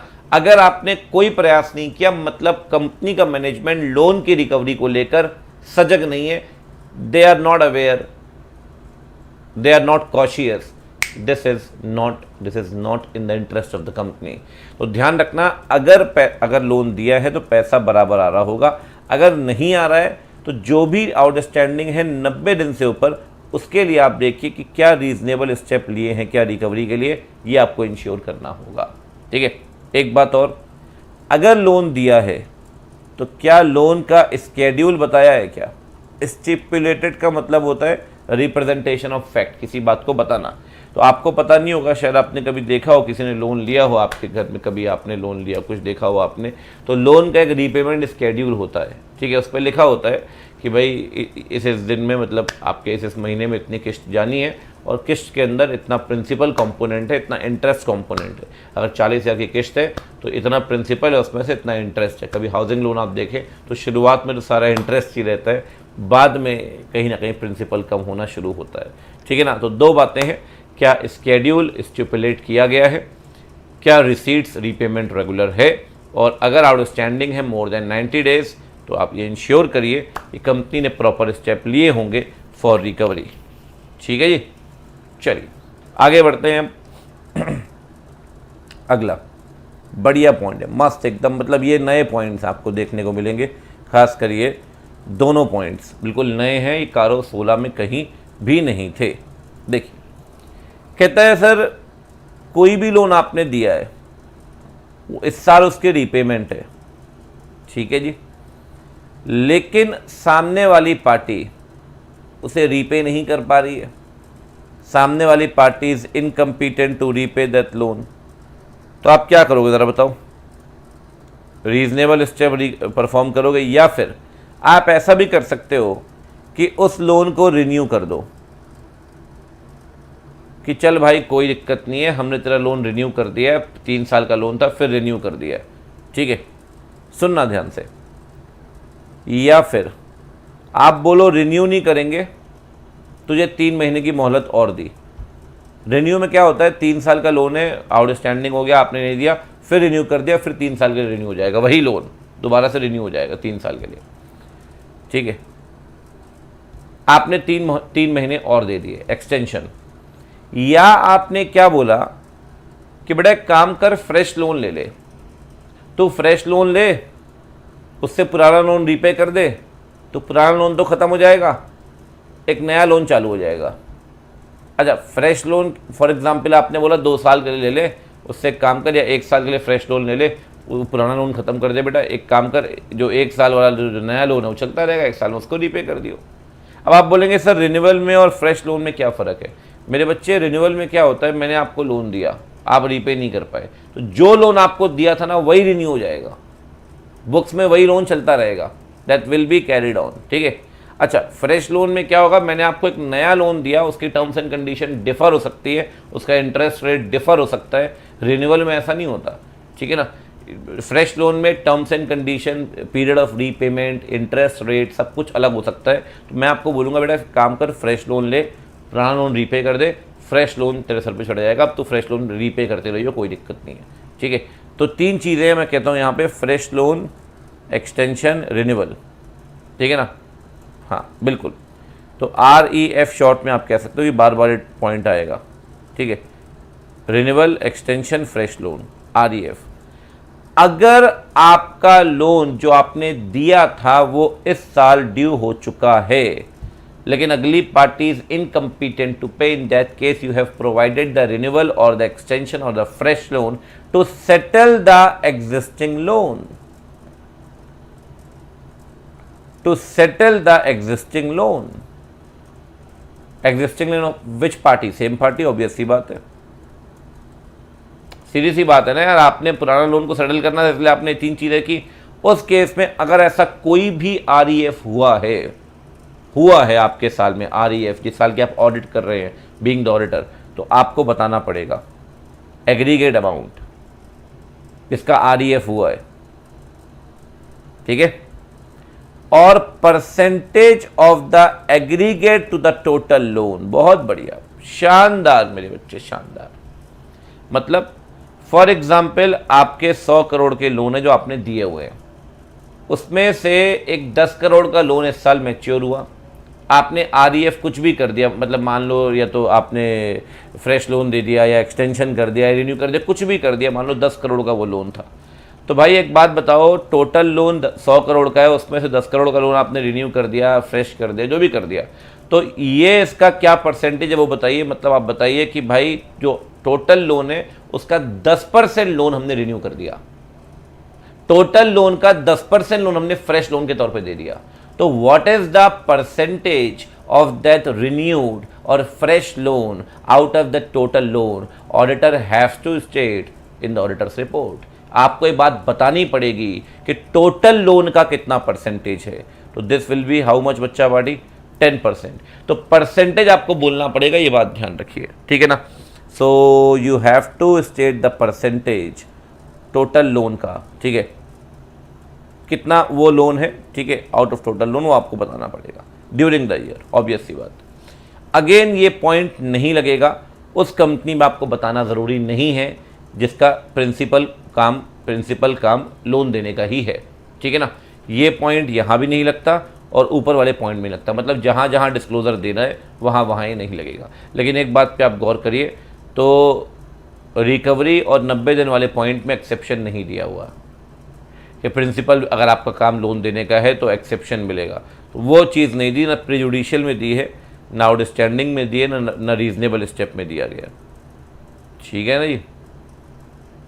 चलिए तो आगे बढ़ते हैं, अब अगला पॉइंट देखते हैं। अगला पॉइंट क्या कहता है, देखिए, क्या कंपनी ने कोई भी लोन एडवांस दिया है डिमांड लोन के तौर पे? आपको पता है लोन 2 तरह के होते हैं, एक टर्म लोन, एक डिमांड लोन। टर्म लोन वो है जिसकी एक समय सीमा होती है, 15 साल, 20 साल, 10 साल, 25 साल, जिसकी एक समय सीमा होती है, उसे कहते हैं टर्म लोन। वो उस समय सीमा पे मैच्योर हो जाएगा। अच्छा, जिसकी एक टाइम लिमिट नहीं होती, जब आप मांगेंगे तब अगली पार्टी पे कर देगी, उसे बोलते हैं डिमांड लोन। डिमांड लोन, ठीक है। टोटल लोन में से डिमांड लोन आपने कितने के दिए हैं ये बताइए। ऑडिटर बताएगा अपनी रिपोर्ट में कि जिस एंटिटी की मैं ऑडिट कर रहा हूं उसके टोटल लोन 100 करोड़ के हैं, out of that demand loan 20 crore के हैं, 20% टोटल का डिमांड लोन है। और टोटल लोन के कितने लोन आपने अपनी आरपी प्रमोटर को दिए हैं उसका परसेंटेज बताइए। मतलब 2 बातें हैं, सिंपल है। 100 करोड़ आपका टोटल लोन है जी, ठीक है, मान लेते हैं। इसमें से 80 करोड़ का टर्म लोन है और 20 करोड़ का डिमांड लोन है, ठीक है जी। अब ये टर्म लोन है 80 करोड़ का, डिमांड लोन है आपका 20 करोड़ का। अच्छा, जो टर्म लोन आपने दिया है ना, उसमें से प्रमोटर को टर्म लोन दिया है 10 करोड़ का, आरपी को अपने किसी रिलेटेड पार्टी को आपने लोन दिया है 5 करोड़ का, ठीक है, और अदर्स को लोन दिया है आपने, ठीक है, कितना हो गया बच्चा 65 CR का, ठीक है। ऑडिटर को 2 चीज़ें बतानी है। पहली बात वो बताएगा percentage of demand loan out of total loan, कितना परसेंटेज आया। टोटल लोन 100 करोड़ का, डिमांड लोन कितने का है 20 का, तो 20% डिमांड लोन टोटल का। और फिर टोटल लोन के कितने लोन आपने प्रमोटर आरपी को दिए हैं, तो टोटल लोन यहाँ भी 100 करोड़ है, टोटल लोन तो 100 करोड़ ही है ना, तो कितने आपने दिए हैं प्रमोटर आरपी को आउट ऑफ टोटल लोन, तो ये हो गया जी 100 में से 15, तो ये 15% है। मतलब 2 चीज़ों के परसेंटेज बताने पड़ेंगे, एक तो टोटल लोन में से डिमांड लोन कितने का है, और टोटल लोन में से कोई भी लोन, डिमांड टर्म कोई भी हो सकता है, हमने एग्जाम्पल में टर्म लोन माना है, टोटल में से कितने का लोन आपने प्रमोटर और आरपी को दिया है, ये परसेंटेज बताइए। 15%, 15 crore out of 100 crore, 20 out of 100 crore, ये परसेंटेज आप बताइए। कुल मिला के अगर आप देखें परसेंटेज में 3 बातें हैं, अगर आप पिछले पॉइंट से रिलेट करें तो टोटल में से कितना लोन आरईएफ किया है आपने during the year, renew, extend और फ्रेश लोन, टोटल लोन में से कितना लोन आरईएफ किया है आपने, और टोटल लोन में से कितना लोन डिमांड दिया है आपने, और टोटल में से कितना लोन प्रमोटर आरपी को दिया है आपने। तो भाई टोटल लोन की कहानी जो आपके सामने है, मतलब परसेंटेज बताने पड़ेंगे ऑडिटर रिपोर्ट को 3% कौन कौन से, टोटल में से कितना लोन आरईएफ किया है पूरे साल में, टोटल में से कितना लोन डिमांड लोन के तौर पे दिया है, टोटल में से कितना लोन प्रमोटर आरपी को दिया है। तो देयर विल बी 3%। मैंने आपको भी बेयर पूरा पढ़ाया नहीं लास्ट वाले का, ज़रा पढ़ते हैं। क्या कंपनी ने कोई लोन एडवांस दिया है क्या, in the nature of loan either repayable on demand, ठीक है जी, या जिसके समय नहीं बताए गए, ठीक है जी, कोई दिक्कत नहीं है। तो डिमांड लोन आपने दिया है तो ऑडिटर स्पेसिफाई करेगा the aggregate amount percentage thereof to the total loans, उस लोन का टोटल लोन में कितना परसेंट है, 20 बताइए। साथ में कॉमा के बाद aggregate amount of loan granted to promoter RP, ये बताइए, ठीक है ना। तो मतलब डिमांड लोन आपने कितने दिए हैं, ठीक है, एक तो टोटल लोन में कितना परसेंटेज है वो बताइए, और कितने प्रमोटर और आरपी को लोन दिए हैं वो आप बताइए, ठीक है ना। तो ये आपको बताना पड़ेगा जी, ध्यान रखना ये बात, ठीक है। अच्छा, एक पॉइंट और बनता है इसमें,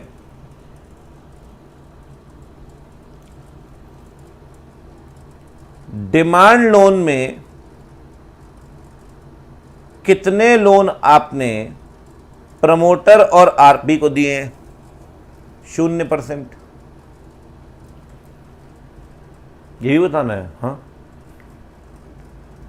मतलब टोटल में से कितने डिमांड लोन है वो बताओ, टोटल में से कितने प्रमोटर आरपी को है वो बताओ, और डिमांड लोन में से कितने प्रमोटर आरपी को हैं वो बताओ। समझ रहे हो बच्चे, जितने भी डिमांड लोन आपने दिए हैं उसमें से प्रमोटर आरपी को कितने लोन दिए हैं वो भी बताओ। अब डिमांड लोन आपने 20 करोड़ के दिए, लेकिन प्रमोटर आरपी को कितने के लोन दिए, डिमांड वाले 0, सारे टर्म लोन थे उनके, वो बताओ, ठीक है ना। एक्चुअली क्या होता है देखो, मैं आपको बताता हूँ, बड़ी सिंपल सी कहानी है। डिमांड लोन होता है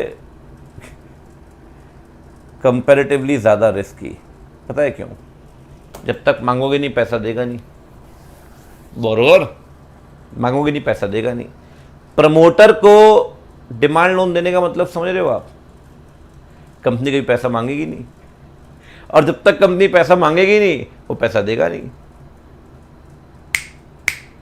कहानी समझ रहे हो आप, जब तक आप पैसा मांगोगे नहीं वो पैसा देगा नहीं। तो प्रमोटर को दिया डिमांड लोन तो रिस्की हो गया ना भाई, प्रमोटर को दिया या आरपी को दिया डिमांड लोन तो रिस्की हो गया, क्योंकि जब तक आप मांगोगे नहीं वो पैसे देगा नहीं। तो आप तो वैसे दिखा रहे हो उसको, मतलब हाईएस्ट चांस है कि गड़बड़ी होगी उसमें, तो वो तो रिकवरी कभी होगी ही नहीं उसमें, वो तो आप चलने दोगे वैसे हमेशा। इसीलिए डिमांड लोन में से कितने प्रमोटर आरपी को दिए वो भी बताइए, वो भी आपको बताना पड़ेगा। तो 3 चीज़ें बतानी पड़ेंगी यहाँ, और एक बताना पड़ेगा आरईएफ वाला पॉइंट। परसेंटेज में ये कहानी है जी, ध्यान रखिए। काफ़ी डेप्थ वाला पॉइंट है। इंस्टीट्यूट चाहे तो केस स्टडी बना सकता है, और केस स्टडी में मतलब प्रॉपर केस स्टडी बनाएगा कि जी इतने के लोन है, इतने के प्रमोटर को दिए, इतने के आरपी को दिए और इतना डिमांड लोन है। केस स्टडी ऐसी बनेगी जो मैंने आपके सामने एग्जाम्पल दिया, ठीक है ना। तो आपको ये 3% बताने पड़ेंगे, ध्यान रखिए यहाँ पर, ठीक है।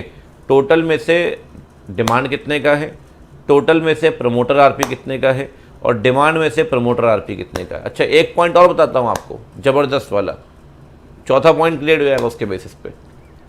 कौन सा, सुनिए। क्या लोन एडवांस दिया है जो रीपेबल है डिमांड में, फिर ऑब्लिक के बाद अगर आप देखें तो विदाउट स्पेसिफाइंग एनी टर्म्स और पीरियड ऑफ रीपेमेंट। देखो जी, आप पीरियड ऑफ रीपेमेंट नहीं बताओगे तो वो ऑटोमेटिक डिमांड ही बन गया, तो इसमें तो कोई फर्क है नहीं। लेकिन और लगा हुआ है, और यहां भी और लगा हुआ है, मतलब हो सकता है आपने लोन में टर्म तो बताई, आपने लोन में ड्यूरेशन तो बताई, पीरियड ऑफ रीपेमेंट तो बताई, लेकिन टर्म्स नहीं बताई। मतलब कि किस्त कब कब देनी है, कितने रुपए की किस्त होगी, प्रिंसिपल इंटरेस्ट कंपोनेंट कितना होगा, नहीं बताया आपने। समझ रहे हो आप? लोन एग्रीमेंट में लोन की टर्म्स डिसाइड ही नहीं हुई। तो सर ये तो डिमांड लोन हो गया ना, मैं थोड़ी बोल रहा हूँ डिमांड लोन हो गया। हो सकता है टर्म लोन हो 15 साल का, उसके अलावा कुछ भी डिसाइड ना हो, तो आप उसे डिमांड भी नहीं बोल सकते और आप ये भी नहीं कह सकते कि पीरियड ऑफ रीपेमेंट नहीं है। समझ रहे हो आप? और लगा हुआ है दोनों तरफ, और लगाने से ये बन गया डिसजंक्टिव, ये वाला पॉइंट, मतलब इसको किसी के सपोर्ट की ज़रूरत नहीं है भाई, ये बन गया डिसजंक्टिव, ध्यान रखिए, ठीक है। अब जैसे यहाँ पे भी और लगा हुआ है, यहाँ पे भी और लगा हुआ है, दोनों जगह पे और है, तो भाई ये पॉइंट जो बीच वाला है ये तो डिसजंक्टिव हो गया ना, इसको अलग से पढ़ो तो कोई दिक्कत नहीं है। कोई भी लोन जिसमें टर्म्स डिसाइडेड नहीं है, तो 15 साल का रीपेमेंट तो डिसाइडेड है, लेकिन इंस्टॉलमेंट कितनी कब रीपे होगी, मंथली होगी, क्वार्टरली होगी, हाफ ईयरली होगी, एनुअल होगी, नहीं डिसाइडेड। इंस्टॉलमेंट का अमाउंट डिसाइडेड नहीं है, प्रिंसिपल इंटरेस्ट कंपोनेंट डिसाइडेड नहीं है। अगर टर्म्स डिसाइडेड नहीं है सर, वो भी तो बताना पड़ेगा ना, बताना तो पड़ेगा कि टोटल लोन में ऐसे कितने लोन हैं जिसके टर्म डिसाइडेड नहीं है। हो सकता है पीरियड डिसाइडेड हो, और लिखा हुआ है ना बीच में, तो अगर ये डिसाइडेड भी है लेकिन ये डिसाइडेड नहीं है तब भी बताना पड़ेगा। तो कह रहे हैं ना, या तो डिमांड हो, या तो टर्म्स डिसाइड ना हो, या तो पीरियड ऑफ रीपेमेंट ना हो, तीनों में से कुछ भी हो, आप बताइए। तो जहां पीरियड ऑफ रीपेमेंट नहीं है वो तो डिमांड अपने ऑटोमेटिकली बन गया, लेकिन बीच वाला पॉइंट ऐसा है भाई जो कह रहा है टर्म्स डिसाइडेड नहीं है। तो हो सकता है कि पीरियड डिसाइडेड हो लेकिन टर्म डिसाइड ना हो, तो एक लोन और बन जाएगा, percentage of loan without terms out of total loan. जो हमारे एग्जाम्पल में 0% है, हमारा कोई ऐसा लोन है क्या जिसमें टर्म्स डिसाइडेड नहीं है ना। समझिए बात को, ये असली कहानी है भाई।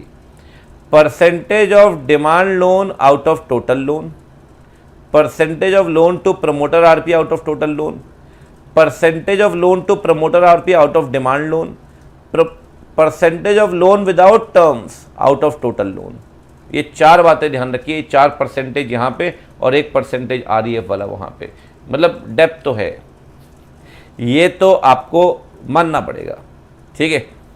तो ज़रा देखते हैं भाई यहाँ पे समरी क्या बोलती है, ठीक है। समय बचाने के लिए मैंने पहले ही समरी बना दी है कि मुझे लिखना ना पड़े, लिखने में थोड़ा टाइम किल हो जाता है, ठीक है जी।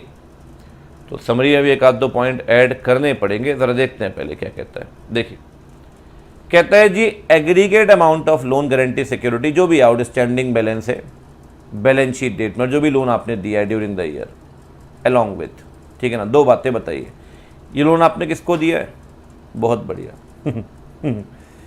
ये आ गया जी मिसप्रिंट।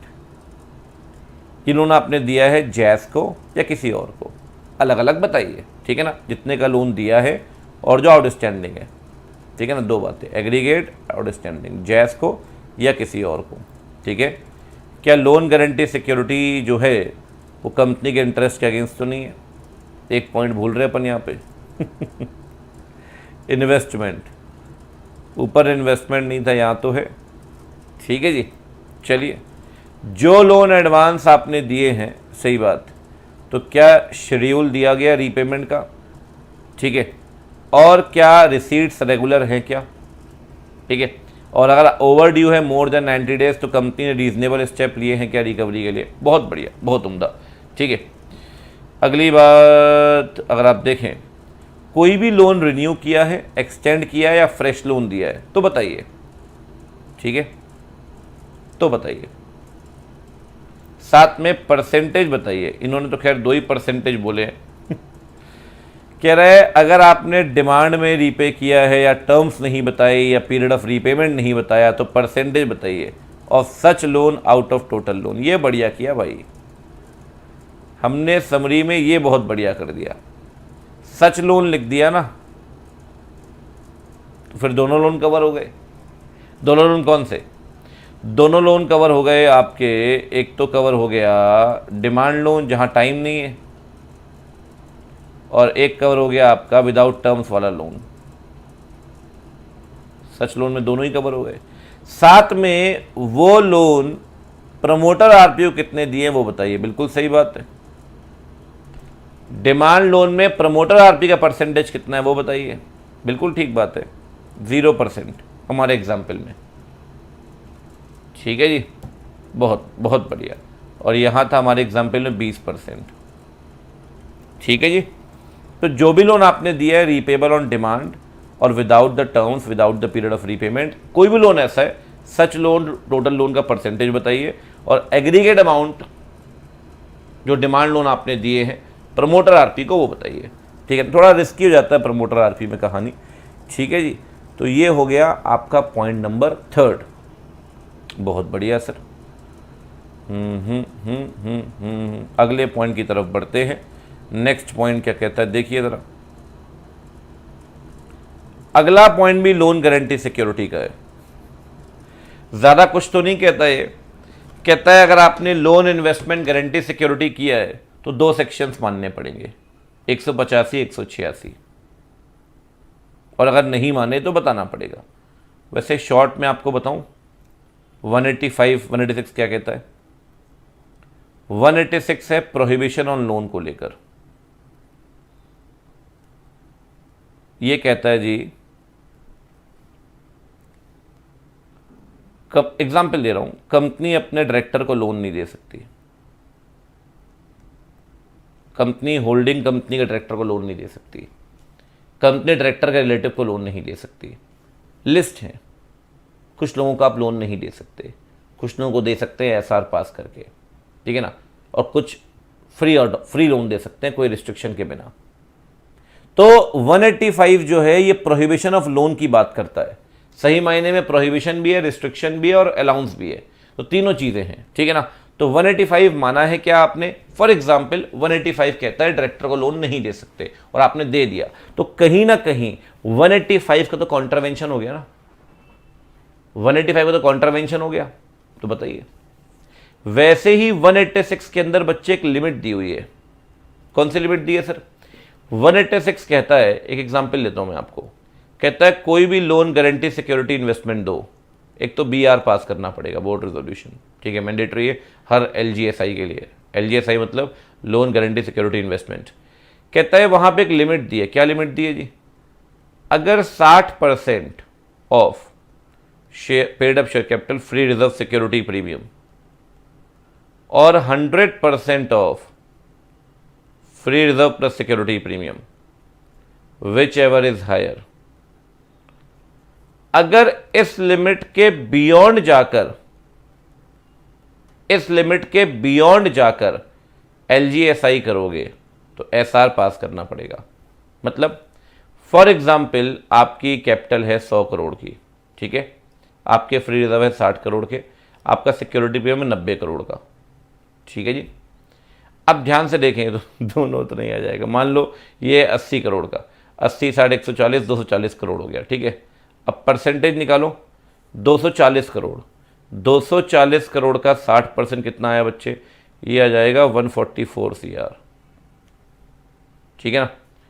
और 140 का फ्री द सिक्योरिटी प्रीमियम 100% कितना आ गया जी, 140 crore, whichever is higher, higher है 144 CR, ठीक है। फॉर एग्जाम्पल कंपनी ने पहले ही लोन गारंटी सिक्योरिटी इन्वेस्टमेंट दिया हुआ है 100 करोड़ का दिया हुआ है, नया LGSI देना चाहती है 60 करोड़ का।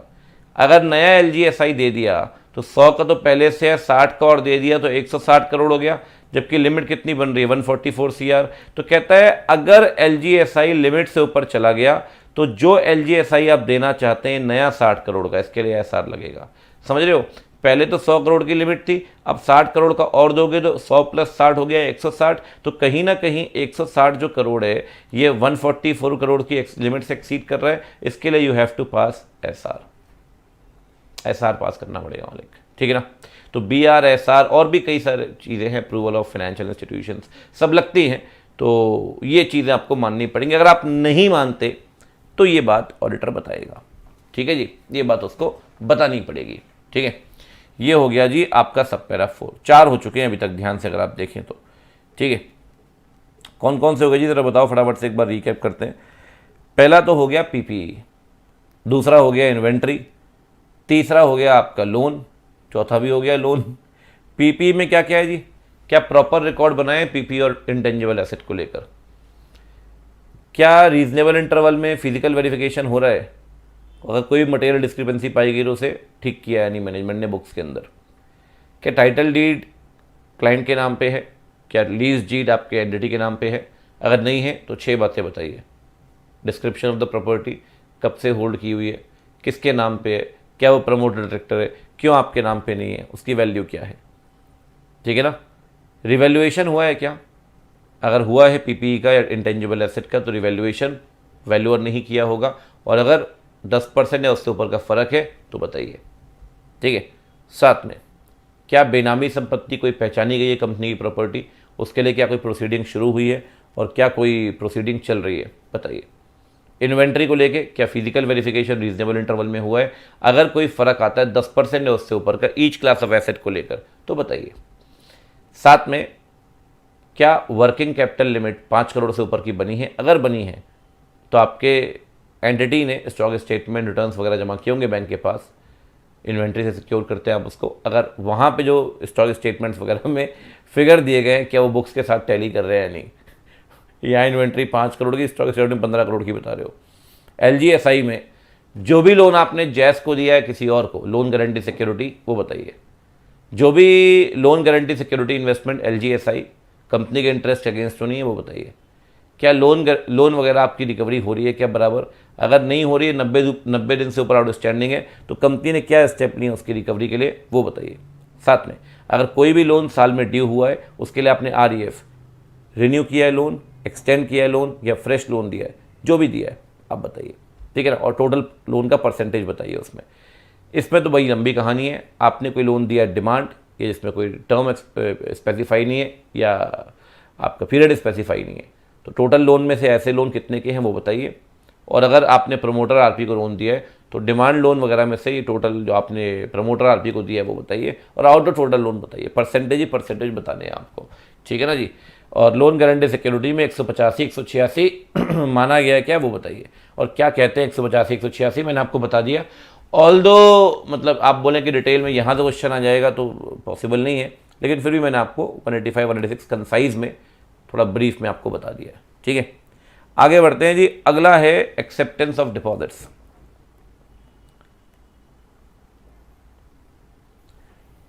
तीन बातें हैं जी यहां पे। अगर कंपनी ने डिपॉजिट को एक्सेप्ट किया है तो कंपनी मानेगी 73 से लेकर 76 तक के प्रोविजन। नई कंपनी देख के आप चेक करिए कंपनी ने माने हैं क्या। पहली बात, कंपनी मानेगी RBI की डायरेक्शंस, आप चेक करिए कंपनी ने माने हैं क्या। दूसरी बात, अगर डिपॉजिट को लेकर कोई भी ऑर्डर पास किया है, किसने, एनसीएलटी, पुराने कंपनीज एक्ट में होता था company law board, company law board, आपका कोई कोर्ट, कोई ट्राइब्यूनल और RBI, NCLT, CLB, RBI, any court, any tribunal, किसी ने भी कोई ऑर्डर पास किया है तो माना गया है क्या? तो अगर कोई भी ऑर्डर पास किया है, किसने पास किया है बच्चे? किसी company law board, NCLT, RBI, any court और एनी ट्राइब्यूनल, क्या उसका कंप्लायंस हुआ है क्या? इट हैज बीन कंप्लाइड और नॉट। और दूसरी बात, क्या आरबीआई डायरेक्शन और 73 से लेकर 76 की बातें मानी गई है क्या? ये बताइए। अगर नहीं मानी गई तो nature of contravention must be stated, it must be stated, ध्यान रखिए इस बात को, ठीक है ना। तो 3 चीज़ें हो गई कुल मिला के, एक तो आरबीआई के डायरेक्शंस, दूसरा 73 से लेकर 76 तक के प्रोविज़न, और तीसरा ऑर्डर। किसका ऑर्डर है जी? ये ऑर्डर है सीएलबी का, एनसीएलटी का, आरबीआई का, कोर्ट का या ट्राइब्यूनल का। ये माना गया है क्या? ये देखिए। तो 3 चीज़ों को चेक करिए, क्या ये 3 चीज़ें मानी गई हैं? आप चेक करिए, मानी गई हैं तो बढ़िया, नहीं मानी गई तो बताइए, ठीक है जी। तो ये हो गया आपका सब पैरा 5। एक और देखते हैं, कॉस्ट रिकॉर्ड। सेक्शन 148 कहता है सर, अगर किसी भी कंपनी का पिछले साल इमीडिएटली प्रीसीडिंग फाइनेंशियल ईयर में टर्नओवर 35 सीआर का है, 35 करोड़ रुपए का, उसे इस साल कॉस्ट रिकॉर्ड बनाने पड़ेंगे CRA 1 में, ठीक है ना। कितना टर्नओवर चाहिए? इमीडिएटली प्रीसीडिंग फाइनेंशियल ईयर में 35 सीआर और मोर, उसे बनाने पड़ेंगे कॉस्ट रिकॉर्ड। किसमें बनाने पड़ेंगे? कॉस्ट रिकॉर्ड बनेंगे CRA 1 में, CRA 1 में, ठीक है ना, बनाने पड़ेंगे। 2 एंटिटीज एग्जेम्प्टेड है, माइक्रो और स्मॉल एंटरप्राइज, ये एग्जेम्प्टेड है MSME एक्ट के अंदर। तो जिन कंपनी को कॉस्ट रिकॉर्ड बनाने हैं, क्या उन कंपनी ने कॉस्ट रिकॉर्ड बनाए हैं? मतलब जिस एंटिटी की हम ऑडिट करने के लिए जा रहे हैं, क्या उसे कॉस्ट रिकॉर्ड बनाने जरूरी हैं? अगर हैं तो क्या उसने बनाए हैं? ऑडिटर चेक करेगा, और अगर नहीं बनाए तो ये बात बताएगा, ठीक है ना। तो जिन कंपनीज को कॉस्ट रिकॉर्ड बनाने जरूरी, जिनको सेंट्रल गवर्नमेंट ने स्पेसिफाई किया है, तो क्या उन्होंने रिकॉर्ड्स बनाए हैं? और अगर बनाए हैं तो बताइए, नहीं बनाए तो भी बताइए। मैंने आपको बताया कौन सी कंपनी के लिए ज़रूरी है, जिनका turnover immediately preceding financial year में कितना होगा, 35 सीआर या उससे ऊपर का, उन्हें इस साल कॉस्ट रिकॉर्ड्स बनाने पड़ेंगे CRA 1 में। माइक्रो और small enterprise under MSME act वो एग्जेम्प्टेड है, ठीक है ना। कॉस्ट रिकॉर्ड बनते हैं मटेरियल, लेबर, ओवरहेड्स को लेकर, ध्यान रखिए। ये हो गए जी आपके 6 सब पैरा। तो इसमें आ जाएगा आपका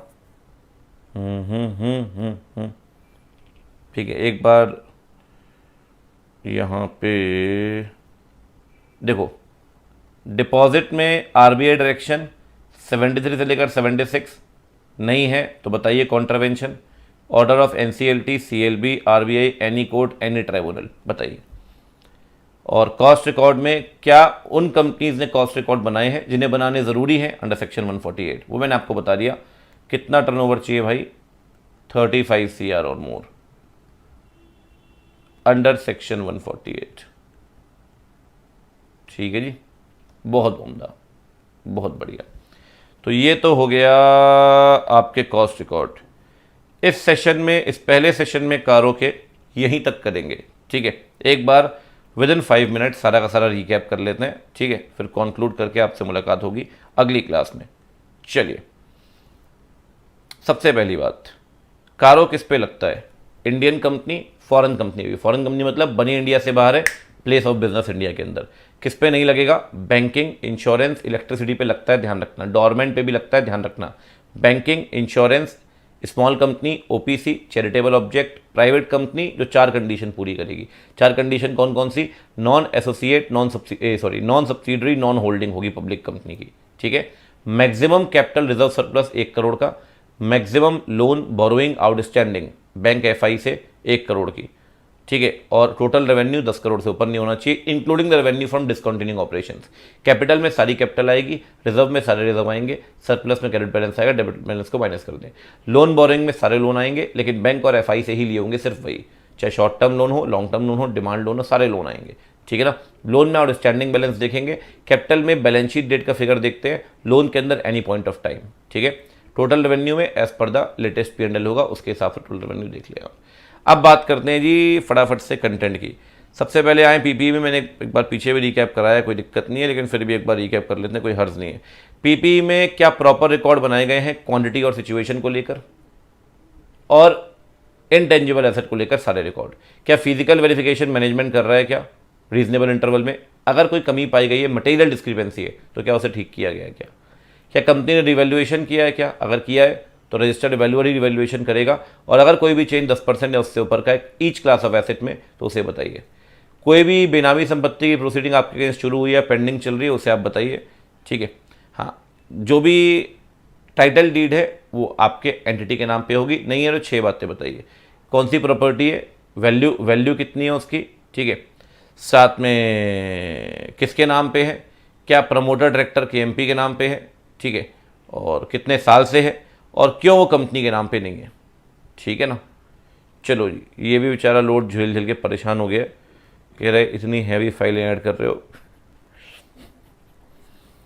ऊपर से। चलिए अब आगे बढ़ते हैं जी इन्वेंट्री में। इन्वेंट्री में फिजिकल वेरिफिकेशन, रीजनेबल इंटरवल, अगर डिस्क्रिपेंसी ध्यान रखिए 10% उससे ऊपर ईच क्लास ऑफ एसेट में, तो उसे ठीक किया है या नहीं, ठीक है ना। वर्किंग लिमिट अगर 5 करोड़ से ऊपर की है तो सिक्योरिटी आपने ऑब्वियसली बात है करंट एसेट से सिक्योर किया होगा। रिटर्न्स वगैरह जो फाइल किए स्टॉक स्टेटमेंट वो बैलेंस टैली कर रहे हैं बुक्स के साथ, ठीक है ना। LGSI में जो भी LGS आपने दिया है जैस को या किसी और को आप बताइए, ठीक है ना। LGSI कंपनी के इंटरेस्ट अगेंस्ट नहीं होना चाहिए। लोन वगैरह की रिकवरी होगी 90 दिन से ऊपर आउटस्टैंडिंग रीजनेबल स्टेप रिकवरी के लिए होंगे।